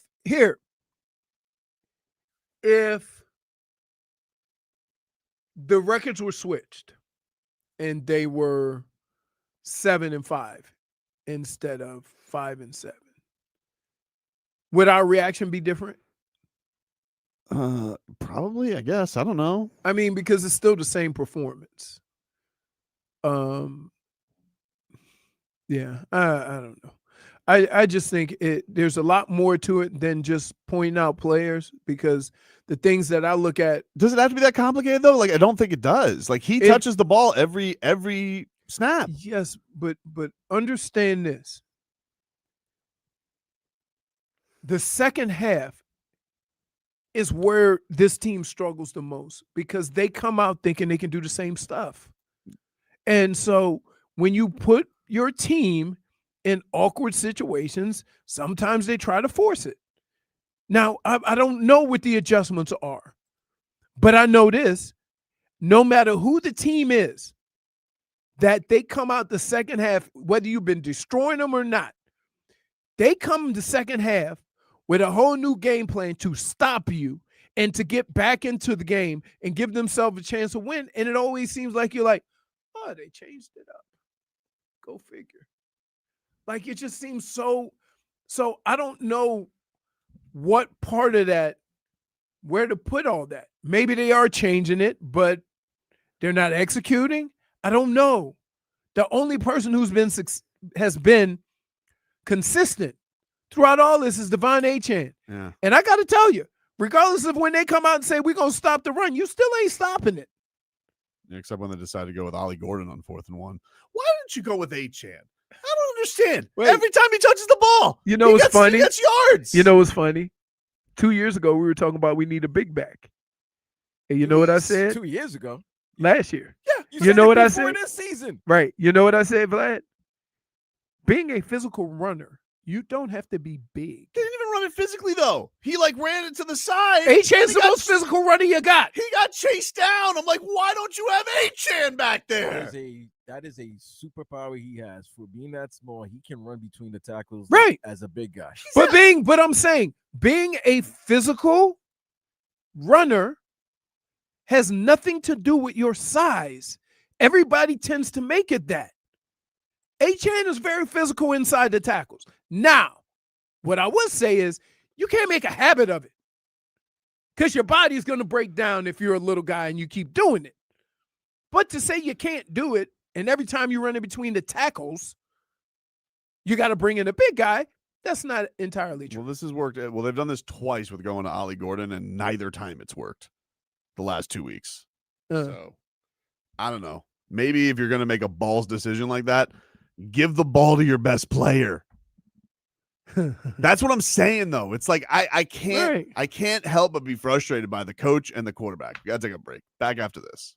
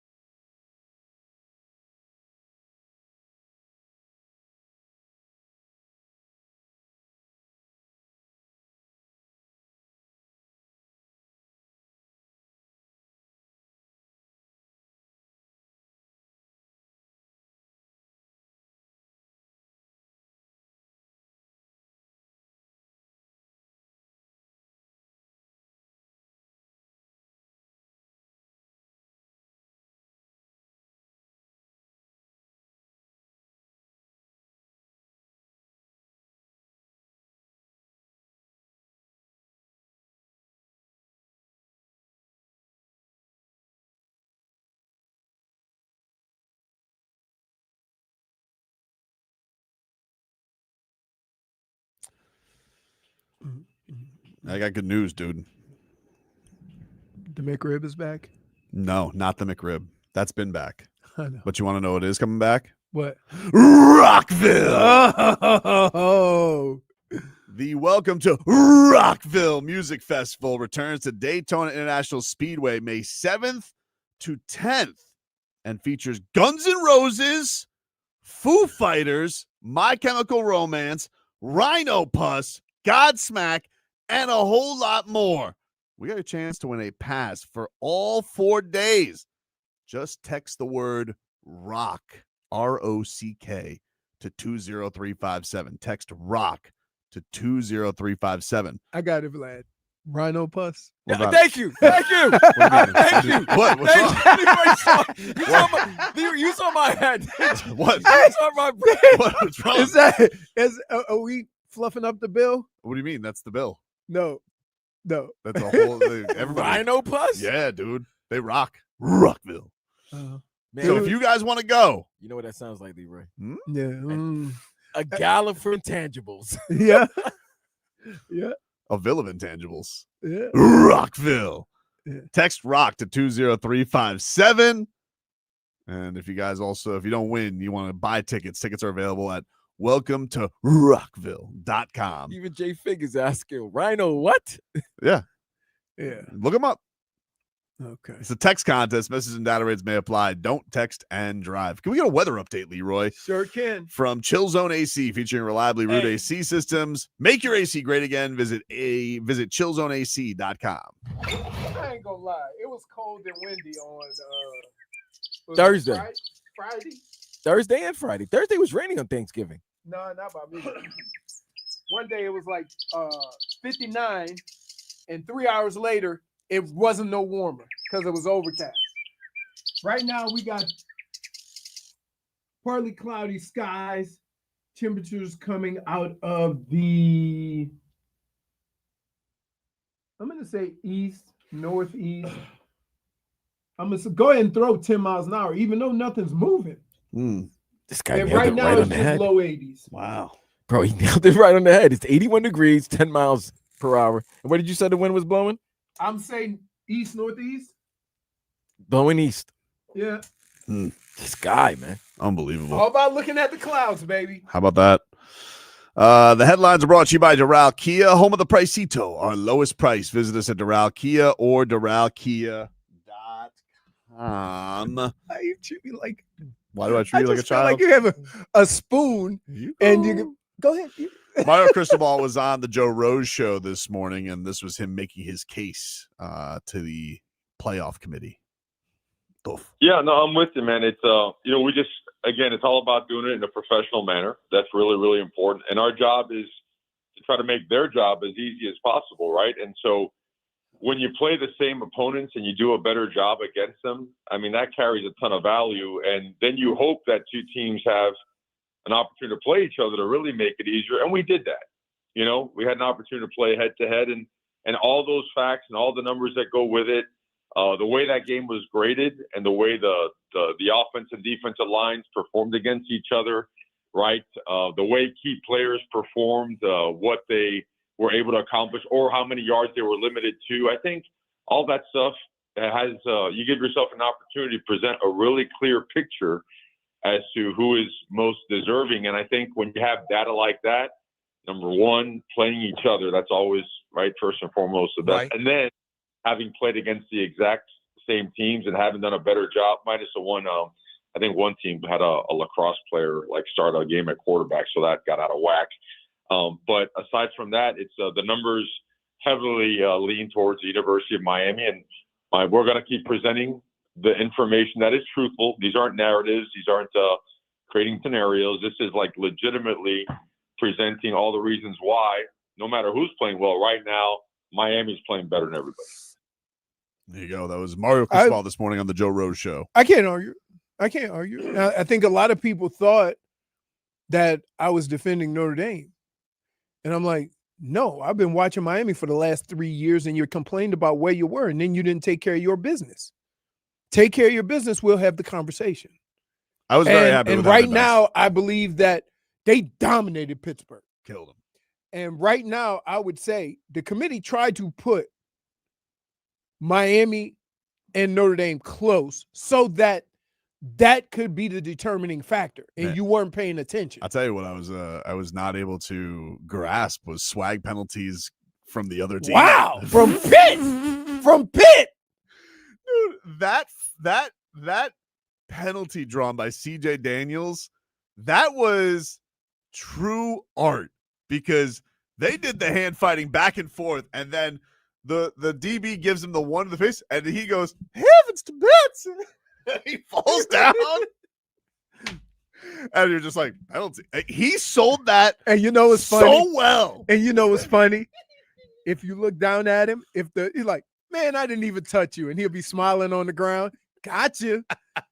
Oh, I've seen it all the time. It was. I've seen 2 offensive linemen go to it, and then one fails out, and he looks over and say, "We really doing this, bro? We really doing this?"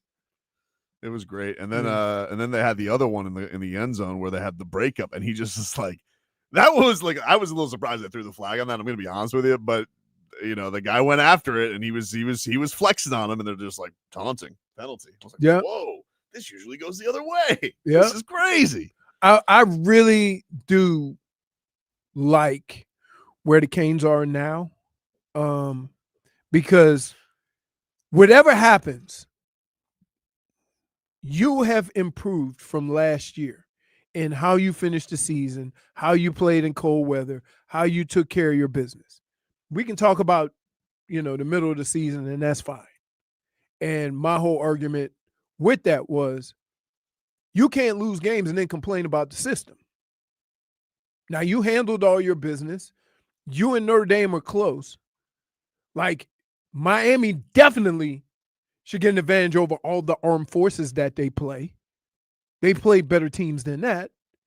And then you move on from there. Or, wait, how about this? You can even look at common opponents. Yeah. Right? Other than the Syracuse game, which is, I think, what he's referring to, where they started Syracuse always has a lacrosse guy hanging right around. Smeathan says, Pitt coach calling timeout down 30, then Mario calling a bomb was awesome. Oh, I love that, dude. No, that's what you do. I love that. If you don't want to let this game in, we're going to keep throttling you. It's like, you'd like looking at me like, really? That's what you're doing? Okay. I hate that Pitt coach. He stinks. Narduzzi? I don't like him either, dude. And I didn't like that behavior. There's certain coaches, like him and Indiana coach remind me of the same. They never happy. They're always complaining about something. I mean, the Indiana coach, they're undefeated, and he complained all season. So yeah. I'm telling you, man, that was something. So so for me, improvement from last year, from the year before to now, is based on one, again, we pointed out during the game, swag penalties. You ain't that team. Mm-mm. The other thing is, you finished off a season going into the cold and still dominating somebody. Yep. And that was over the last few years. You want to know why? No, I don't. I don't want to know why. You want to know why? I don't want to know You why. want to know why? No! You want to know why? Because there's no such thing as bad weather. Only soft people. That's Goosey. I ain't gonna lie to you. That's a Goosey's quote, dude. That's a Goosey's quote. I mean, if you are see, that's a cool statement. But if you're a physical football player, has the weather ever made a difference? Well, I was texting you. You know what I'm saying? Well, I was texting you, Beast, and Robbie before the game, and I said, like, the one thing that's going to drive me nuts today, because if it's cold, if I see that team huddled around a heater, Champ Sports Bowl style, I'm gonna be. I huddled around the heater. No, not like that. When it was 60 degrees and they were 60 degrees. Oh yeah. Back in the Orlando Bowl, you don't remember that when they took on Wisconsin? God. No, not 60 is perfect. Little warm, but almost perfect football weather. If I saw that, I was gonna be upset. And then the first thing that we saw was Mark Cristobal saying, "There's no such thing as bad weather, only soft people." I was like, "That's Goosey's." That's because he has a layer of protection. Did he? I forgot what he was wearing. No, he wasn't. Was he wearing sleeves? I don't remember. He might have worn like a little light hoodie with the headlights on. You guys, Mario doesn't usually have an undershirt. You can see the headlights on. You missed it. He had a long the sleeve radio dials. So he had certain protections that other people don't. Fair enough. That's all I'm gonna say. Tough. But yeah, like I'm like, so regardless of what happens, your team is better this year and finish the season better than they finished the last 3 years. Will we agree with that? Yeah. And so that's moving in the right direction. It's unfortunate you had to slip up in the middle of the season. You have every right to complain that a team you beat that played all the armed forces, that's not a member of the conference, but gets to play all of the softest teams in the conference. What is this conference anyway? Our conference is like sitting here putting Duke in the championship game. So stupid. To the point where, and then the NCAA could say, or the college football, it's your fault. You got a 7-5 team in the conference championship. Fix it. It's not our problem. But Duke, if we win, they get. Now, from my understanding, they don't. If Duke were to win the championship, they don't get an automatic bid. Yes, because of their because record. it would go to Miami because it's the highest ranking. I don't know. It might. It goes to the highest ranking. I don't even know how they ended up there. So I don't know if it's even the highest ranking in the ACC though. I don't know. Huh? I don't think it goes to the highest ranking in the ACC. I think it might go to like one of those top 5. Are you saying I got to root for Manny Diaz? No, you can't. If Virginia wins, Virginia's in. You got to root for. You kind of want to root for Virginia. Why? Because if a 7-5 team wins, they won't. I think I'm right on this. I'm almost positive I'm right. Everybody's saying you're wrong in the chat, just for the record. Yeah, I think it actually helps like the Tulanes and Jay Madison to get in if Duke wins. So they can go to another conference. Yeah, they don't have to go to an ACC team. Right, it would go to like one of those non top 5 conferences. Good. Yeah, I didn't want to root for Manny Diaz anyway. And we got to root for Texas Tech to beat BYU. Let's give you some Flemmy, sorry. Give you some highlights here. Malachi Toney was awesome. This was the call on Canes radio this week. Here was his one-handed grab. From the 40, off a play fake. Beck looking deep. Throws. It is gone! What a catch by Toney! A one-handed grab along the sidelines. Down at the 20-yard line. What a magnificent play by Malachi Toney. The first moment of magic for Miami. Yep, and then he's like, check this out, bruh. I'm going to pass touchdowns again. First and goal, the Pitt 9. Toney in the Wildcat. He sprints to the right side, looking to throw. He's got Lofton out there. He throws, caught! Touchdown, Miami! Malachi Toney throws a 9-yard touchdown pass to Elijah Lofton. And Miami strikes up the band, and they grab the lead, 9-7 behind Malachi Toney. He's incredible. And then just a touchdown catch for good measure. Toney goes in motion, right side, second down and 10. Back to throw. Open. Stands tall. He's open. Fires. End zone. Toney. He's got it. Touchdown, Miami. Along the left sideline. 22 yards. From Beck to Malachi Toney. It's the big moments that count. And Miami has seized the opportunity. Back to Malachi Toney with 1:55 to go in the second quarter. What? Why are you smiling, dude? Why are you smiling? You're smiling. What? Take a break. We're back after this.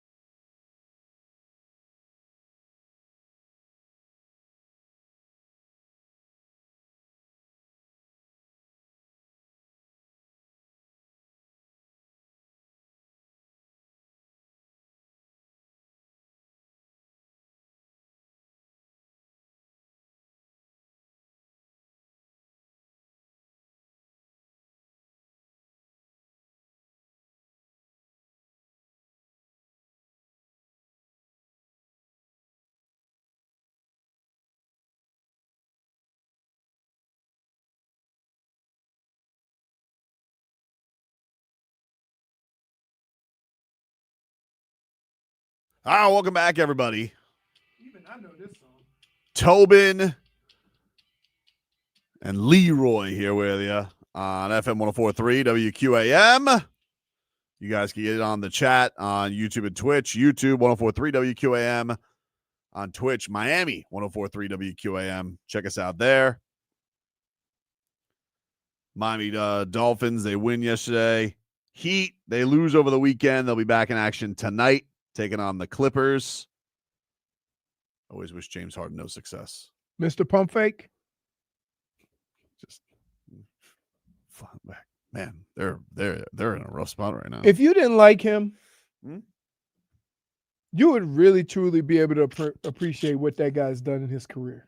What haven't I appreciated? I really have no issues with James Harden personally. He seems like a perfectly fine guy who likes to get buckets and go to strip clubs. He seems like a great time. Sounds like a guy I want to hang out with. Sounds like a guy you want to hang out with. It really has nothing to do with it. It's all these newfangled NBA cronies who it's just like the people it's like the CFP. It's like what the results happen, they don't matter. And so they think that sports is TikTok, and it's not. And so they have the audacity to put him in the same zip code as Dwyane Wade, and it's stupid. That's all. Why? It has nothing to do with him personally. You're the only one that does that. I'm not the only. Well, why would I have this? Where would I come up with such a thing out of nowhere, Leroy? All right, like I don't like. That's only people that are unfamiliar with D Wade's work. No, they're idiots. We know. Sometimes you got to tell the kids to get off the lawn. Can both players be really good? No. Okay. No, one can be really good and one can be all time. And one is really good, except when his team needs him in clutch situations. Then he wets the bed and is a sieve on defense. Like very no. Just saying specific. Yeah, nothing against him personally. Obviously, like look, James Harden's a fine player. He's a lot of talent, scoring titles, MVP is good for him. No titles, but whatever. Like, but why you go out of your like? I'm not going no titles. I'm not going out of my way. I have nothing to go with. That is Charles Barkley don't have no titles. Okay, but nobody's comparing. Charles Barkley. Like nobody's going and say, man, Charles Barkley better than Tim Duncan. Nobody would say that. Stupid. Why would you say that? Yeah, I know. Nobody would do that. Nobody would have that argument here. But on Twitter, look at him. He scores 50 points and he's 37 years old. Where was Dwyane Wade? I'll tell you where he was. Retired. I mean, it's the same people that think Paul George is a GOAT. I mean, I don't even. It's the kids. Paul George is a GOAT. There's no Paul kid. George. There's no kid who has Paul George as the Dude, GOAT. There's a no. lot. It's not possible. Oh my God, that was a topic like 2 years ago. Why people possible. thought that a lot of these players coming up think Paul George is like the best player ever. How? That's the same question Are I these asked. the same kids who are going to tell me that LaMelo is the GOAT in a few years? Pretty much, yes. I don't understand that. They're fun players. Why can't they're fun players? No one's. They like their game, the smoothness of the game, and everything. Like they model their game after those certain players, and they think they're the GOATs. I don't even understand it. Chad, am I lying? This guy, this James Harden, he's got more failings in the playoffs than anybody known. He's, by the way, had like amazing teammates his entire career. Like it's not even like it's not even like an argument of this guy's had no help. Nope, he's had plenty of help, but he just torpedoes it. Listen, it's easy, man. If it's game 7 in the playoffs, I know one guy who's going to get me buckets and lead my team to a victory, and I know another guy who's choking. It's probably going to hang out at a strip club to drown his sorrows away. Yep. That's it. But it is still like I didn't think they'd be this bad, but they gotta have a little regret. They thought they were gonna pull a fast one on us with the whole Bradley Beal thing. Like, Bradley Beal, John Collins, so much better than Norm Powell. Oh no!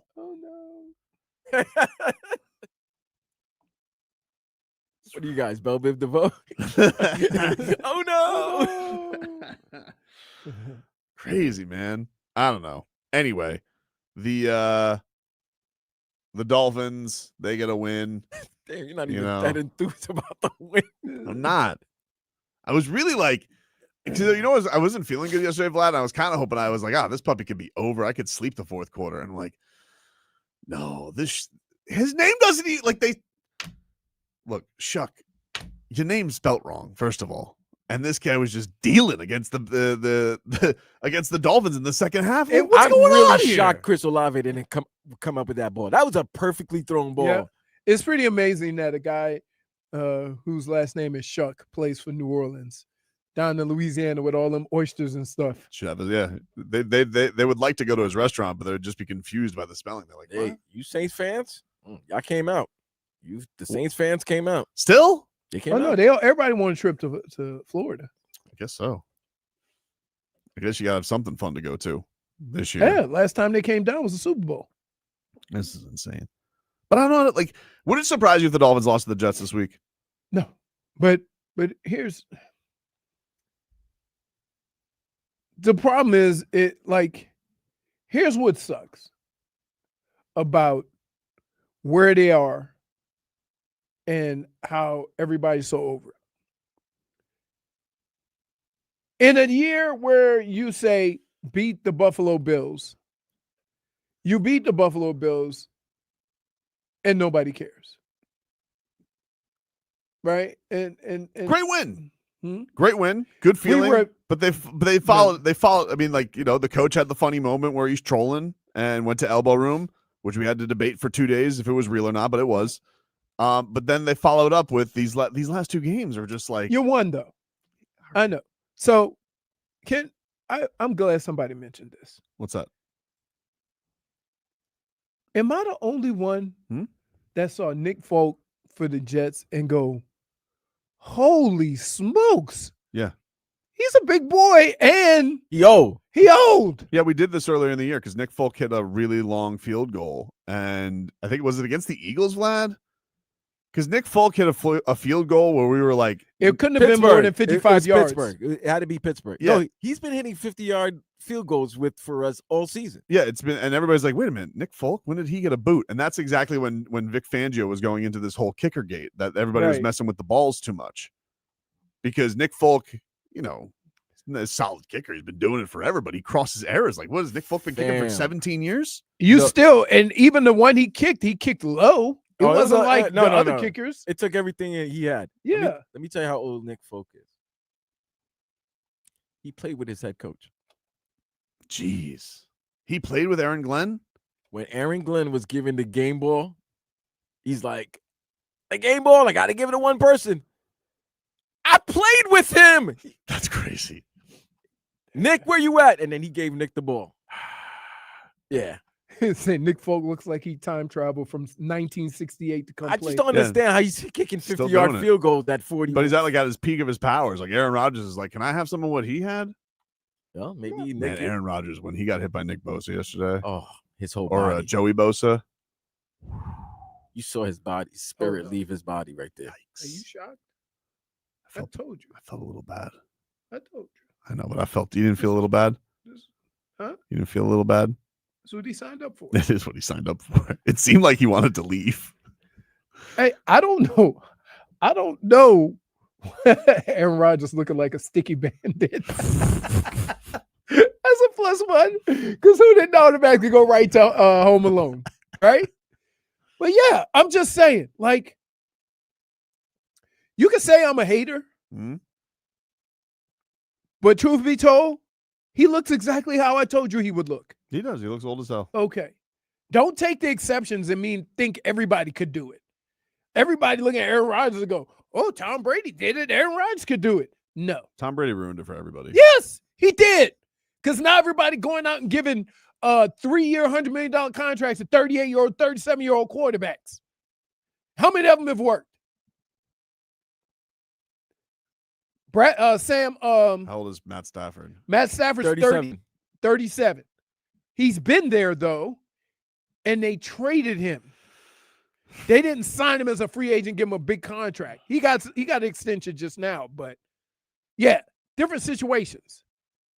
Like, if you're a free agent team and you say, "Oh, I need to go get one of these 38-year-olds," Aaron Rodgers needs to go lay down. He needs to just go. He need a nap. He need a nap. He need a nap. Just go in the woods, right? Waska. Waska up and just take a long nap. It's okay. Like, listen, He's got a wife. Spend time. Take life to a Jet2 holiday. Listen, if you too old to do it, ain't nobody taking away what you've done. Me saying that he can't do it now has nothing to do with what he's done. So, yeah. Kentucky Finn says Leroy did a Mr. Burns when Rodgers got blasted. No, I Excellent. didn't. Nah, No, I come on. didn't. You liked it a little bit. I'm like, You liked it a little I bit. say, hey man, these young fellas moving pretty fast. And it's not even a young fella that hit No. him. It's a guy that usually gets hurt. when He's he makes less a play older like that. than you. Jeez. All right, we'll take a break. Mixed bag coming up next. He say, I got that sad bleeding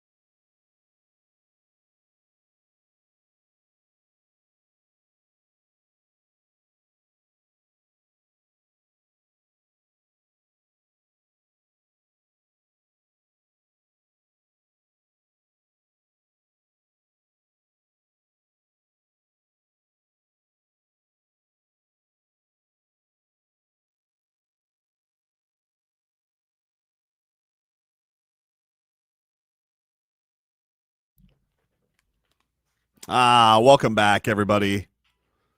Tobin and Leroy here with you. Hello, Jennifer. How you doing? Good.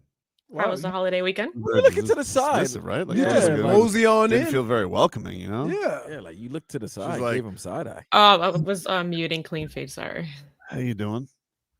Usually you're like, hey, guys, Yeah. how's your weekend? You're like, You know when you come back from a long weekend and you're supposed to feel well rested, but you're not? That's how I feel. All right. Well, how was your Thanksgiving? It was nice. It was pretty small, but You had all the turkey, ham. we didn't have ham this year. But we had mashed potatoes, we had mac and cheese, turkey, yuca. Just those were Hispanic foods. run-of-the-mill Thanksgiving foods. Why are you dismissing her Thanksgiving? No, just yuca. I'm not a fan. I'm not a fan either. Okay. But you were kind of grumbling even before she got to yuca. I said when she said yuca. I said that's when I said it because I I don't know what know. yuca does. Mac and cheese. I was like, oh, I was excited. That's about not. mac and No, cheese. you didn't. Yeah, Actually, I did. No, you didn't. No, you never kind had of dismissed excited it. comments. Yeah, I you got didn't. when I got to yuca. I know what I did. How do you still have Halloween candy? Leroy, there's no way. You know what? How do I you am still have Halloween removing it from my desk. That's it. No, let it stay to the end of the year. How did No, you do I'm that? putting it in the studio. Still? You gonna put it in the studio? No, What did you buy? Jennifer. Putting it in the Put it- studio. that's Let me tell you It something. needs to come to an end. Let me explain something to you. I Who are told you yelling this at? before Halloween. I'm gonna put enough candy in this building so that when I want candy, can't nobody tell me nothing. I'm telling you, the only place you could go to get candy was Kiss. I put candy in there too. Yeah, and guess what? They don't eat. You know, Dina doesn't eat it, and Right. TC doesn't eat it. So That's guess why I what? put it in there. I ran up in there. You're like a and candy scavenged. squirrel. Yeah, You got it stored all over the place. all over. I say, hey, I went from studio to studio and did this. Hey, where's your candy spot? Okay. I said, here's what I'm gonna do. I said, I'm gonna talk. That's my sound for revelation. I'm gonna bring you candy, but I don't eat candy. Perfect. Where's your candy stored? I keep it right here. Then I fill it up. Incredible. Tua. He was asked if he was happy with his role in the 3-game win streak. Role? His role. Jelly roll. What a real Well, question. I like when we A weird win. question. Yeah. You know, I think that's the main objective for you know, what I'm supposed to do as I go out there to lead that offense, score one more point or however many more points than the opposing team. So regardless of what that looks like, whether the game is asking of me to throw for set amount of yards or however many touchdowns, I'm just more fascinated with the wins. So I'm glad we got a team win. Right. Okay. Wow. Fair enough. You Chop sound bro- as Whoa. glad as Leroy with my yuca. Yeah, he's just like, yeah, it was great, whatever, dude. But we gotta win, you know. Gotta win. Chop Robinson Top. had a good game. Needed that. He said people were forgetting how good he was. I mean, it feels good. I feel like a lot of people forgot who I was and the type of player I am. So just going out there, just trying to play to the best of my ability and just be who I am. You know, it's nothing I got to do more. That's what everybody told me. I don't got to go out of my zone to be who I'm not. Just go out there and play my football. Who's chatting up the sound bites in the background? You there, know Brad? somebody in the background. Oh, that always was doing Bradley that. Chubb. That was Bradley Chubb. Because what happened was Chubb was talking prior to Chop, and then Chop walked in, and then he gave Chop some props. So then everybody was like, "Oh, well, since you talked about Chop, let's go to Chop." And then we talked to Chop, and then somebody asked him, "What did Bradley Chubb? What does he mean to the team?" He's like, "Oh, that's big. That's big, bro, man. That's He's big been bro. a mentor." He is big, bro. Got a sack yesterday too. Yes, he did. Yep. Also missed one. Yep. Well, I mean, there's nobody that does Looney Tunes around the quarterback like this passer. Although I will say it got pretty nasty. It got pretty nasty during portion of that game. And it's hard to see on TV, but I was out there. I was, early on I had to quit golf because it started pouring. Yeah, the weather was nasty to start the game. That was definitely part of it. But I don't know. I got some dumbass saying, "Hey, Vlad, I don't like the music you play. Like Brittany and Dan, they play better." Hey, dumbass, we only have 15 seconds of playing music. Yeah, I'm sorry. He's hanging the whole show on the 15 seconds of music. 15 seconds sorry. of music. Sorry, you can't get hyped. Your name is Arnie. Shut up. Wow. I like it. Jordan Brooks. This was his reaction to Minka Fitzpatrick picking off a 2-point conversion, taking it to the house. I thought it was a great play because we honestly didn't get the call in. And so I'm not even sure if everybody was playing the same call on the call. But we got fortunate there. Minka made a great play for us. I was hoping somebody tackled him because I didn't want to run all the way 100 yards down there with him. That was a great play by him, man. Big pivotal point in the game for us. He's selfish. Thank God. Thank God he did. Needed that those was points. a 4-point lead instead of a 2-point lead. Needed those points. It's like, but I'm tired. Dude. Is that like code? Like you have to go, like it's like the bullpen guys in a fight, you have to go chase him down. Yes. Dude. If there's a pick, you can't never look like you're not trying to get the guy, even though you know you ain't gonna catch him. That's a waste of I say that's a waste of resources right there. I'm like, what are we doing? This was Bradley Chubb on the Dolphins, feeling good to be in the hunt. Yeah, it feels great, man. Playing for an opportunity to make it to the postseason, and all bets are up at that point. But at the end of the day, we're nowhere near where we need to be. Still 5-7, and just gotta keep our heads down and keep working. That's not where the bets go. All bets are up. Yep. All bets are up. Yeah. Yeah. Nope. That's not what that means, dude. That's what happens when you talk. Yep. Big word for me, dog. Hey, 98, word for me, 98 dog. yards for 2 points is crazy. Yeah. And guess what? Ain't nobody else on that field was chasing him to save those 2 points. Nobody on neither team. Like, oh, well. I mean, by the time he got to midfield, he looked around, wasn't nobody there. No celebrating, no chasing. It was so Dolphin after that. The They had onside kick. it looked like they had no juice on it. Like everybody was just tired. There's like, oh, thank God, this game seems like it's over. And then on the onside kick, like, oh, wait a minute, what's his name? Brooks said that. Thank God Minka made that play because nobody knew the play. Yeah, nobody knew the play. Apparently, the headset wasn't working. Yeah, they just said you just grab, just cover someone and make sure they don't score. But nobody knew the play. Nobody knew what the defensive call was. That's the one thing that sucks about that. If it happens at a certain time, the officials can cancel both teams' radio. Mm-hmm. But if it happens like in that moment right there, just got to kind of feel it out. Right. Crazy, dude. But here's the deal.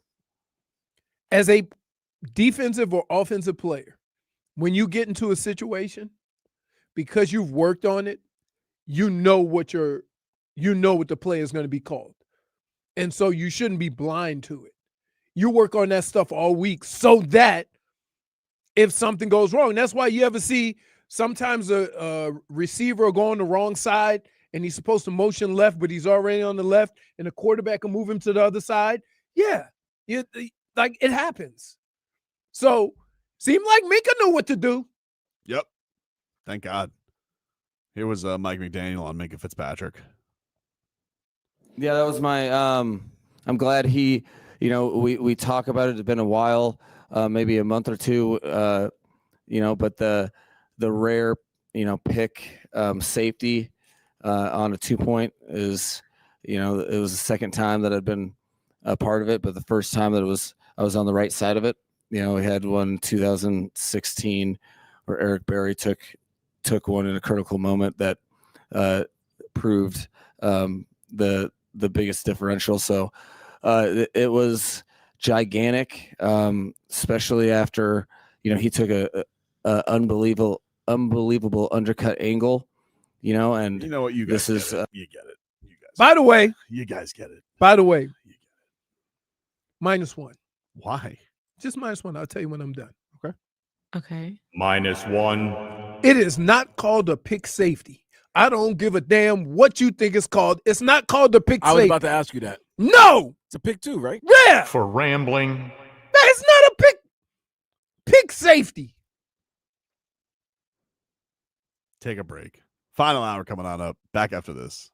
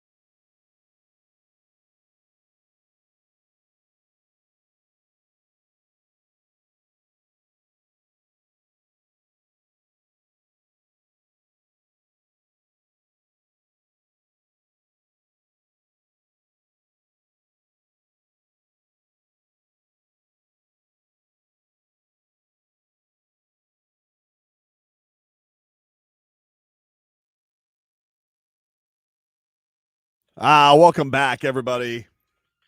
Tobin and Leroy back with you here on FM 104.3 WQM Final Hour. Let's get to our headlines brought to you by Doral Kia, home of the Pricito, our lowest price. Visit us at Doral Kia or DoralKia.com. The Miami Heat, they're back in action tonight against the LA Clippers. That'll get going tonight at 7:30, 6:15 preheat. Solana and Tommy Tig will get you going. You hear me on Heat Weekly this week? No. Why not? Because you're on every week. That's not true. It was my first appearance this year. Maiden voyage. He's just so mad that you haven't invited Riveting him. conversation, dude. About? Yeah. We talked about Norman Powell. Talked about Tyler Herro. Yeah, but let me just say this. Hmm? Your conversations on Heat Weekly about said situations Mm-hmm. are much different than your Heat conversations on this show. Not fair. I don't believe Because that's true. listen, you change your hat. You change your I don't hat change from my hat. a Heat hat to a homer. Are they a little? Are they a little I bit feel more like I level? always have my Dude. same hat on.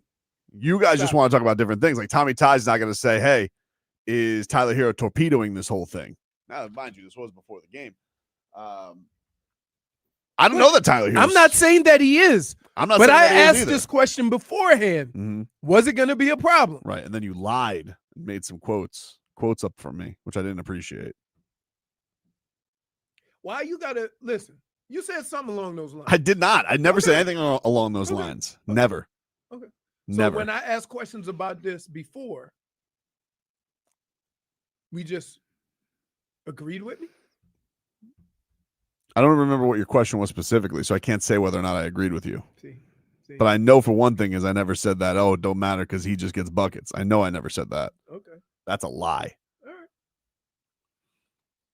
Okay. All right. Never. I would never misquote Tobin. You misquote me all the time. You just say, Really? no, you said that. Do you know how many times you've said crap and then tried to backtrack a week later? Not this It's time. not like Later? Come it's on, not Leroy. like there's A no day history later. there. I don't think there is history. Like what? See, Like here what? we go. No, just do tell. What are you talking about? I know what I've been wrong When you about. go, may have. I can tell you one thing that I've whiffed on is the Niko thing. I said last year, give him the keys. And he's crashed my car. And it hurts. Is he banged up though? I don't know. Like that's the hard thing, man. I'm not gonna just I don't know. with him. And plus, here's the other thing: when you're a young player, there's a lot of ebbs and flows in how you get to that point. And I don't get too hard on younger players when it has been said that you don't get into your prime till you're 25, 26, 27 years old. He is very young. Right. So what do you think's gonna happen? He's very Same young. thing with Kalel. This was Spo after the game on Niko. That's what he had to say. Look, he needs to get in better rhythm. He needs to put in some work. He'll be just fine. But you know, the more you put into it, and he was sidetracked a little bit with his injury, but it's the attention to detail, it's the work ethic every single day. You know that has to be consistent, and he'll get there.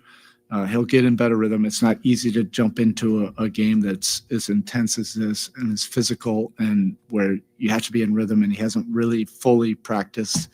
He did what we did yesterday, but that was a lot of detail work. He just needs to get into the work, get into the process, and he'll be fine. There you go. Oh, it's big this week. What?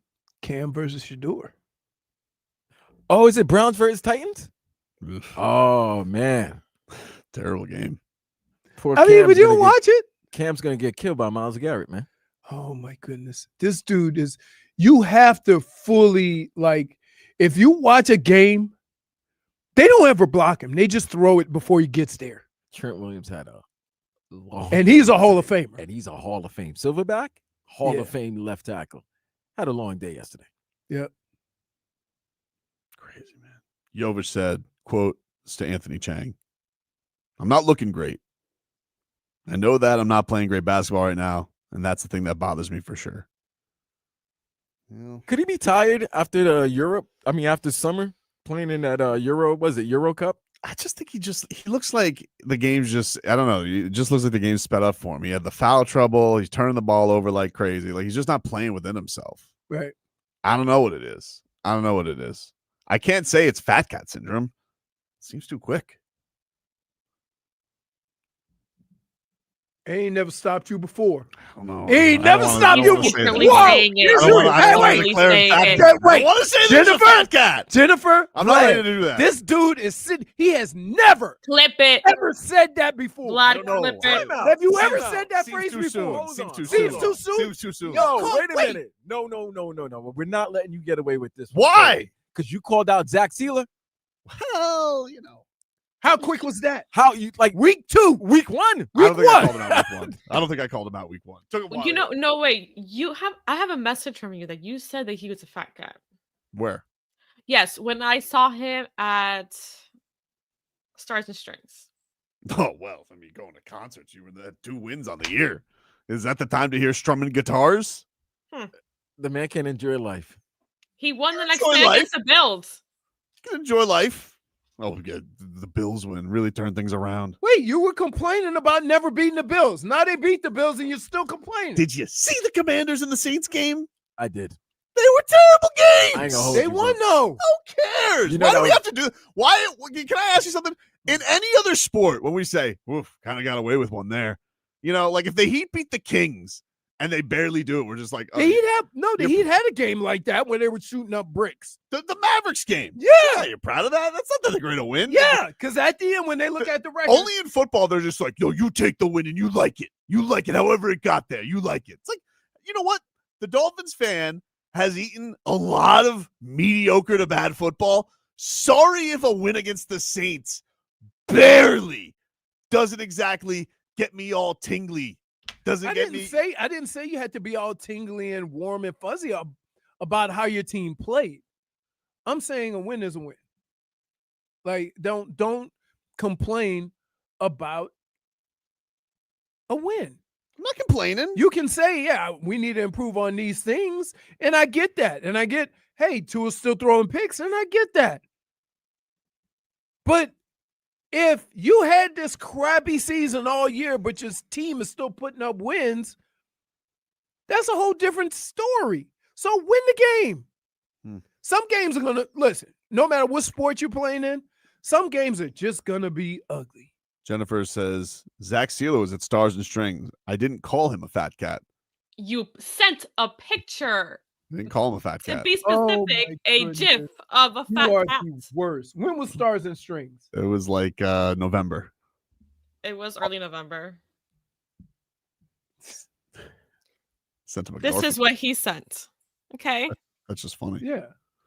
Oh, it's funny. But you say you never called nobody fat cat this quick? It just seems soon. I don't want to call him a fat cat. The second Dunks got his money and he went 0 for 5, you start already suggesting it. Well, it was fat cat like behavior, No, it wasn't. Because he had a bad game? No, he had a lot of bad games. Lost his starting job. I don't think you're remembering history.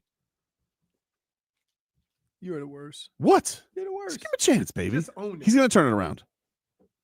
Oh, so now let's Does see. mommy need to If call you him? like the guy, there's no way he could be. I fat like cat. a lot of these are all athletes that I like. Did you say Spo had fat cat last year?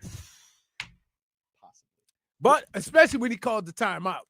You were trying to get him. Oh! You were trying to get rid of him. I think Erik Spoelstra did have a little bit of fat cat syndrome. But you want to know what happened? You know What happened? You know Got what Spo embarrassed. had that we all have? Hmm? Life. Okay. I will say this, Tobin. Hmm? I'm giving you credit. I told Leroy this earlier. I would have never thought that you would want Andrew Wiggins more so than Tyler Herro right now. I don't think I said that. Yeah, I'm you just pick- you- saying, you know. pick- Stop trying to play the middle. Stop it. Stop having me trade everybody. Phony. You're being Why can't I just enjoy the team? Maybe they'll work it out. Why is everybody just, this Why isn't going can't to work? you just enjoy the Dolphins winning? It was a terrible game. was a terrible game, and it was embarrassing. Some dude named Shuck, who had no C or K in his name, nearly beat you. If Olave would have brought down that ball, could you imagine how we would be feeling today? Nearly, and imagine two things that are far from reality. That game was a I wasted time not watching my kids grow watching that game. It was a waste Tommy of was time. probably sitting right next to you with a ham sandwich. He actually was. It was a pepperoni sandwich. A what? A pepperoni sandwich. Who eats pepperoni sandwich? He loves pepperoni. I think. Have you ever had a He's pepperoni a kid, sandwich? Leroy. He's a He's a kid. Kids like Leroy. weird I know. things. Kid. Yeah. Kids like weird things. I'm like, you know, I knew where he was sitting though. he was sitting right You now. say I lost the growth of my kid. No, you It's didn't. ridiculous. Sitting Tommy here. was sitting right next to him. Tua's missing Julian Hill by 5 feet. I'm like, he's not even fast. How did you not get him? Crazy. No, that was Julian Hill's fault. Was it? Yes. Was it? Because when you're a smart player and you run into that opening, you sit it down so he doesn't lead you into the other defender. Happens all the time. But that time, Tua threw it to the middle of the opening and he was running full speed. Dade South says you wasted time on worse, like Eurobasket. The pepperoni sandwich had more passing yards than Tua. Well, you know what I did last night, Dade South, was Oh my goodness, dude. So we went Did you cancel your subscription? No, it's for the year. I don't have to. Not till we next went and year. got it. We went and got a tree on Friday. And we were hungry. Wait, he was gonna say what he was doing or whatever. Oh, that's Oh, all go right. ahead. No. Go ahead. I thought you were like showing pictures. Go. No. No. No. Oh wow, that's that awkward moment No, right do your there. thing. No. 'Cause I can say mine. No. It's okay, Sergey Bobrovsky. It's all good. Hey, Sergey, by the way. Speaking of a team that's He's going to turn it around. He's going to get it together. If you didn't like him, you know what you would call him. I know what you called him. What? You called him 4GB That for was years. a long time ago. Okay, dude. All right. How long ago was that? Not long enough for me to forget. What, like 4 or 5 years ago? Yeah. Ridiculous. And now all of a sudden you're calling him washed. Look at you. Who called him? I never said Look at him throwing things on you. Unbelievable. See, you talk Unbelievable, about this putting guy. words in people's mouth. Have I ever said Bobrovsky was washed? You're thinking it. No. Because Now you're telling me what I was thinking. Well, why'd you say that I'm giving a pass to somebody I like? Why? Hmm? Because you if it are. was somebody you didn't like, you'd be calling him a fat cat. He's not a fat cat. Okay. It's contract year. Can't be a fat cat. Mm-hmm. Okay. Next year you'd be a fat cat. Mm. Well, Zito's looking at him like, Other goalie is pretty big. it's like maybe he'll be the Mammoth's fat cat. No, all I said was when he said you've watched worse. You've watched Eurobasket. I thought to myself how sad my day was yesterday because after the Dolphins game, I decided to watch Sioux Falls. Yeah, You know what? I feel like you did tweet about that. I didn't tweet about it. I texted -1. you guys. Oh, okay, that's what it was. Skyforce. So in the middle of all that football going on, I had Bills Steelers on my TV, and on my computer I had Yakachonis, who's starting to get it together. he ain't got. There's no room for him here, I don't know. We'll see. Don't say never. unless Moves are made. Mhm. correct. Interesting. And so you're saying as of right now, because you're real wishy-washy. I don't know what. If it was a decision that had to be made, Right. Between who? Wiggins and Hero, Mm-hmm. who you keeping? What do you mean a decision? Like I had to trade one of them? Yeah. We gotta go to break. He won't do it.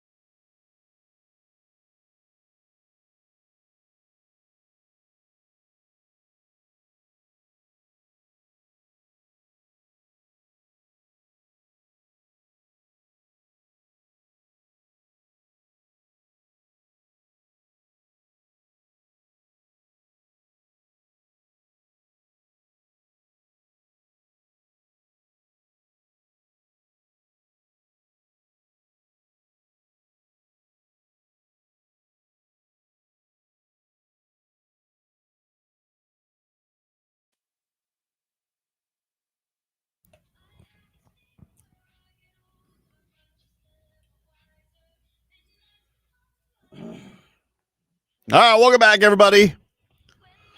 Tobin and Leroy here with you. Get to a little 15 minutes of Game Day Uncensored here, brought to you by the Lexus December to Remember sales event. Get offers on select models for a limited time. Learn more at Lexus.com. Yesterday, the Dolphins get a win. The Bills, I mean, geez, the Aaron Rodgers, just the Steelers. Yeesh.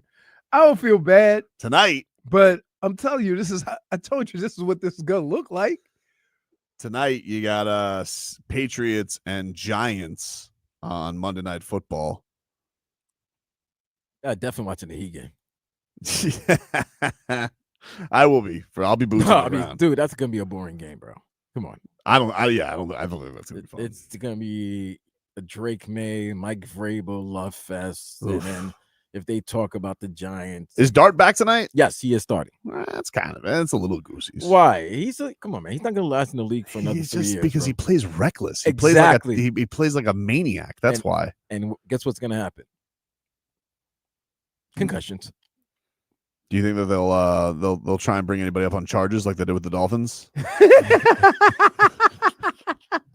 I mean, it's New York. You never know. They got some high-powered attorneys out there that that might want to do that. This Lane Kiffin, man, he is a piece of work.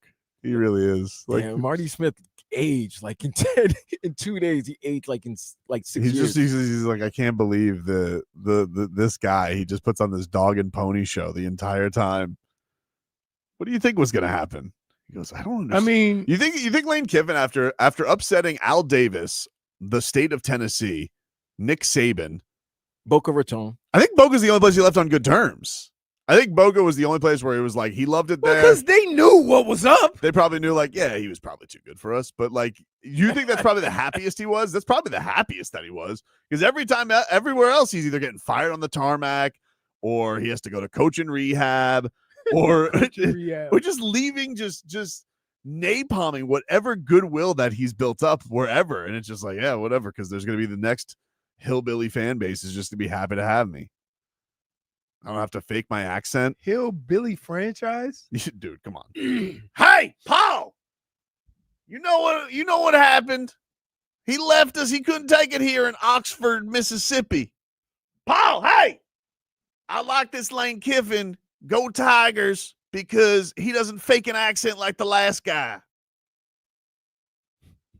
He's gonna hop.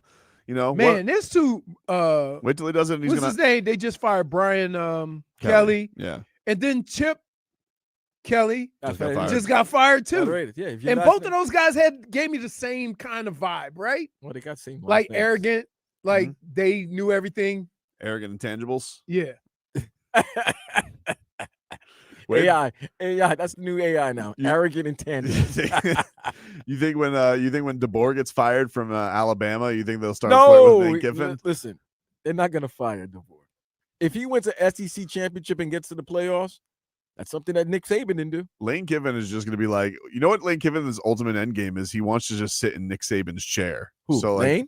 Yeah, Lane. So like once he has a couple of good seasons with LSU and then the Alabama job opens, he's gonna hop to that job just so he can kick Nick Saban out of his own office. Can we talk a little bit more about that? What if your two guys, your two mentors that you talked to the night before you made this decision was Pete Carroll and Nick Saban?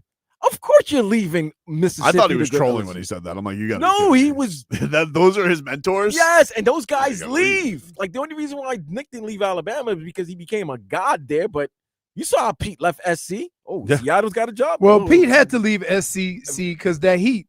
The Popo was on this. The bill was due. Yeah. Right. So he was, but I'm just saying he knows. He certainly threw Reggie Bush under the bus. Wanderers. That's what they are. Wanderers. How? All right. Man, so Nick Saban went from being on the coaching staff on the team I was on to coach Michigan State, then LSU, then Miami, then Alabama. I'm not going to be the head coach of Alabama. Until I am. Until he is. Timbo says he was going to try and get that Dolphins job when Mike gets fired. I think he likes this. I don't know. He seems to like the college atmosphere. He had the. If Lane is the coach of the Miami Dolphins, or would have been the coach of the Miami Dolphins, It would be some interesting, fun times, man. Interesting, fun times. He's going to answer your I question. think he likes being a professional coach over a college coach. You think so? because he doesn't recruit. He You doesn't know like that, to right? recruit. No, well, they don't have to. He's got everybody to do his work, which is why I found it laughable. They're like, "Oh, it's recruiting season." It's like, okay, and that means what with him? Right. You know, like I don't know. I feel bad. It feels like you got to take a shower after stuff like this. Why? Yeah, there's meetings of the minds. There's leadership council. They're like, the leadership council is on their way to Coach Kiffin's place. It's like, what? Who's wasting their precious resources on this stuff? You got an ultimatum. You're either with me on the plane or there's not going to be a place waiting for you at LSU. It's got like 2 guys who follow him. You seem to be making this more. This is what we're talking about. I'm making this more. This is what was going on yesterday. No, he's still gonna get some of his other guys to come. I'm sure he will, but it's just a cool thing to say. Yeah, all right. And in the moment, you want to be like, "Who's coming with me?" Right. Don't worry, he gonna What, end up Jerry with a Maguire? handful. He gonna end up. He say, "Here's what's." I saw happening the right- strength here- coach. Here's what's happening right now, Coach. I ain't gonna dare put my name out there and say I'm with you. But when the season's over with, here's my number. You know me. Give me a call. I just want. There's my number. Okay. This. I'm getting rid of this phone so it can't be traced. So you think like you leave a mole behind? He gonna have 5 guys go to LSU. What is Mississippi's thing? Is it hotty toddy? Hotty toddy. Hotty toddy. You think you can get me to go to LSU, Lane? Well, hotty toddy, I'm sticking around. Hey, you got that burner phone number? Okay. Hey, go Tiger. Good. I'll see you soon. I never quit on Ole Miss. I will never leave the Rebels. Hey, Lane, call me as soon as the season's over. Everybody knows the best Manning is Eli. Too much. You think Eli's in the Hall of Fame? 2 Super Bowls. I feel like he's too popular. Like everybody seems to love Eli being a goof, you know? Okay. Last name's gonna get him in. Yeah. He has one of the greatest passes I've ever seen in my life. Yeah. And it's not the helmet catch. Lane Hoax. The who? Pass to Mario Manningham when they beat the Patriots the second time on the sideline. Schmiethan says receipts came out this weekend on why Lane prefers the college life. Yeah, I never know what's real anymore, Schmiethan. What's the receipts? What? DMs, you know him. Oh, he's got Lane Kiffin is allegedly very horny. Well, he's not drinking anymore. He's sober. Needs a new vice then. That never stopped anybody.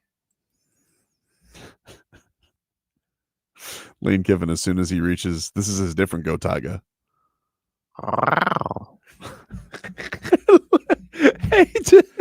Hey, you can just Jennifer gives a look. Why do I do the show with these idiots? Yeah. Like, Every time I hear it, I die a little bit inside. My soul. It's so bad. I'll make you feel better, JFA. Could you give away your Heat Kings tickets? Maybe. What caller number should we give them away to? I'll give it away to caller number 7. All right, caller 7 to 305-567-0560. Caller 7 to 305-567-0560. We'll get a pair of tickets to Heat and Kings. If you guys want to go see your Heat play some basketball, fastest pace in all the NBA. 305-567-0560. We'll get a pair of tickets to Heat and Kings. Caller 7 wins those tickets. We'll take a break. Back after this.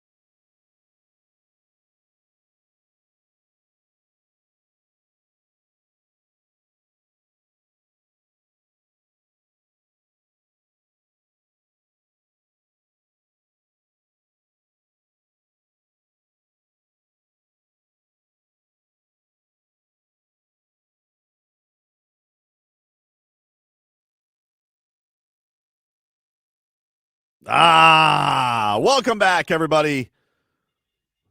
Tobin and Leroy here with you on FM 104.3 WQAM. Let's get to a little all right. Oh, no. To close things out here on a Monday. I'm going to go with Malachi Toney for my all right. He's just awesome. Best show in college football. You want to miss it? You want to visit CFP? Do it at your own peril. The best show in college football. Baby Jesus, Tony Montana. Wait, what? Tony He has, Montana. you know what he has? He has a great demeanor about how he goes about stuff too. You all right? Lost another fight to your headphones? Wait, no. Go back to your I got it. analogy. What do you mean? You call him Big Baby Jesus. He's called Baby Jesus. He's called Baby Jesus. And you call him Tony Montana? Yeah. Scarface, say hello to my little friend. He's called Baby Jesus. Okay, he fine. made up the second name. Do you understand how opposites of the spectrum they are? One guy is, our father.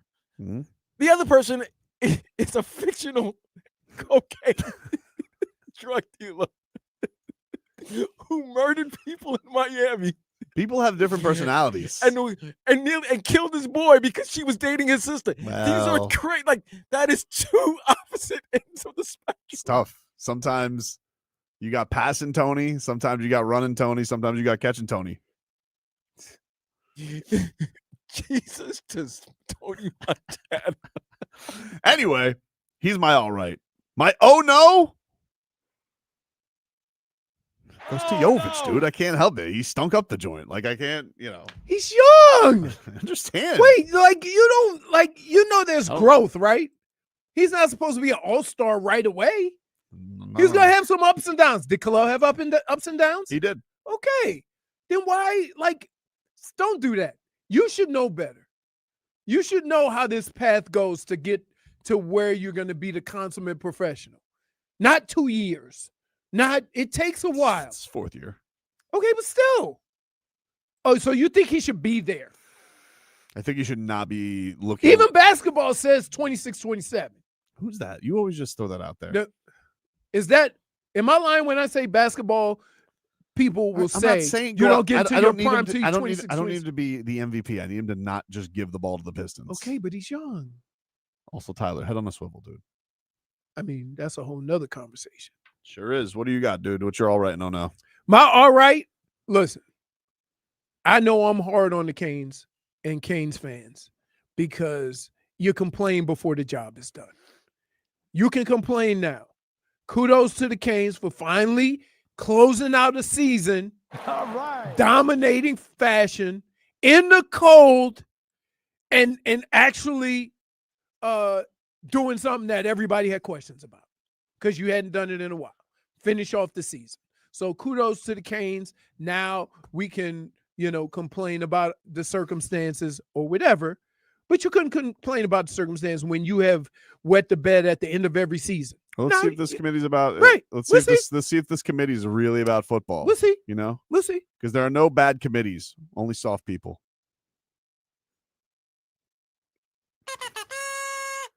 All right. I don't have an oh no. I have another. All right. I'm giving out 2 game. Oh, you're giving us 2 all rights? Yeah. All right. Because you know what? Making up your own rules. That's right. I did. I'm gonna give an all right to Thanksgiving dinner. Oh my goodness. All right. Dude, let me tell you something. I put them turkeys on the grill. Mm-hmm. I took a shower, got all dressed. You did the turkey breast, right? Another family came over. They brought over a turkey. We broke bread. We went and watched some more football.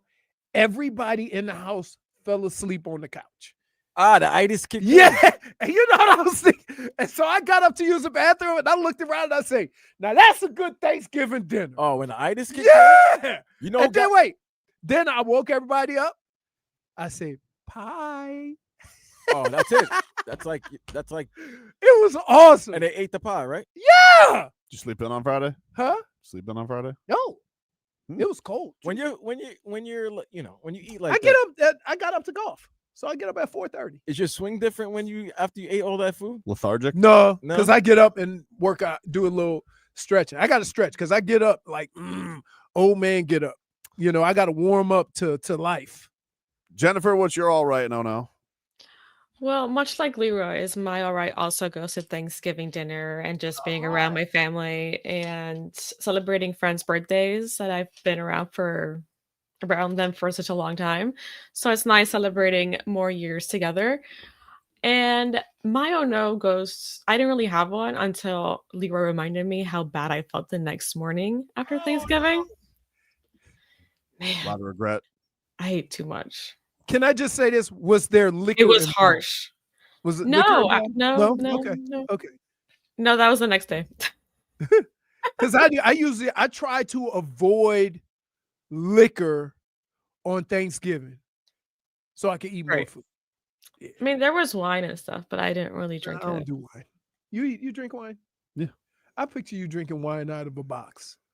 What's wrong with that? Wine is wine. Vlad, what's your all right? No. My all rights, like I said, I've been giving this guy props today. I got to give Marty Smith credit, man.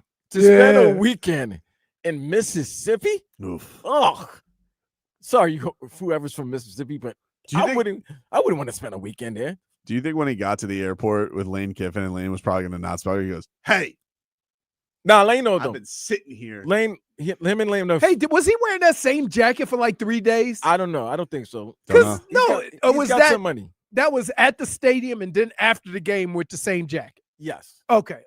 Because every time I see different interviews, I see him in that same jacket. I'm like, yikes, dude. Ethan Schmolnick says Mississippi is basically Hawaii for Marty Smith. Well, I gotta give him points for that. But there's no listen. I know that's his job. He's a reporter, but man, Boots to on the spend ground. boots on the ground, but to spend 2 days on a guy where you know the answer, you know he's leaving, but you just need the official. You need to hear from word. his mouth, right? Yeah. So, and I'm happy that Lane gave him the interview. It was a good, nice 5-minute interview, and he asked him all the real questions, all the hard questions, and it was answered. So shout out to Marty Smith, because Lord knows you probably want to spend time with your family, but you had to spend time in Mississippi. Speaking of boots on the ground, how happy was Stephen Ross yesterday after the win? Was he Did happy? not see him. Did not see him. Nope, he wasn't there. Interesting. Oh, maybe he was there, but they had blocked us off. They had blocked us off. Fair enough. So fair enough. My oh no. Oh no. People stealing food out the fridge, man. Wow. Here? No. Thanksgiving. Oh, you got some bandits? Listen, man. When you get invited, you're going to get food. We're going to give you food. You don't got to go into people's refrigerators and start taking food.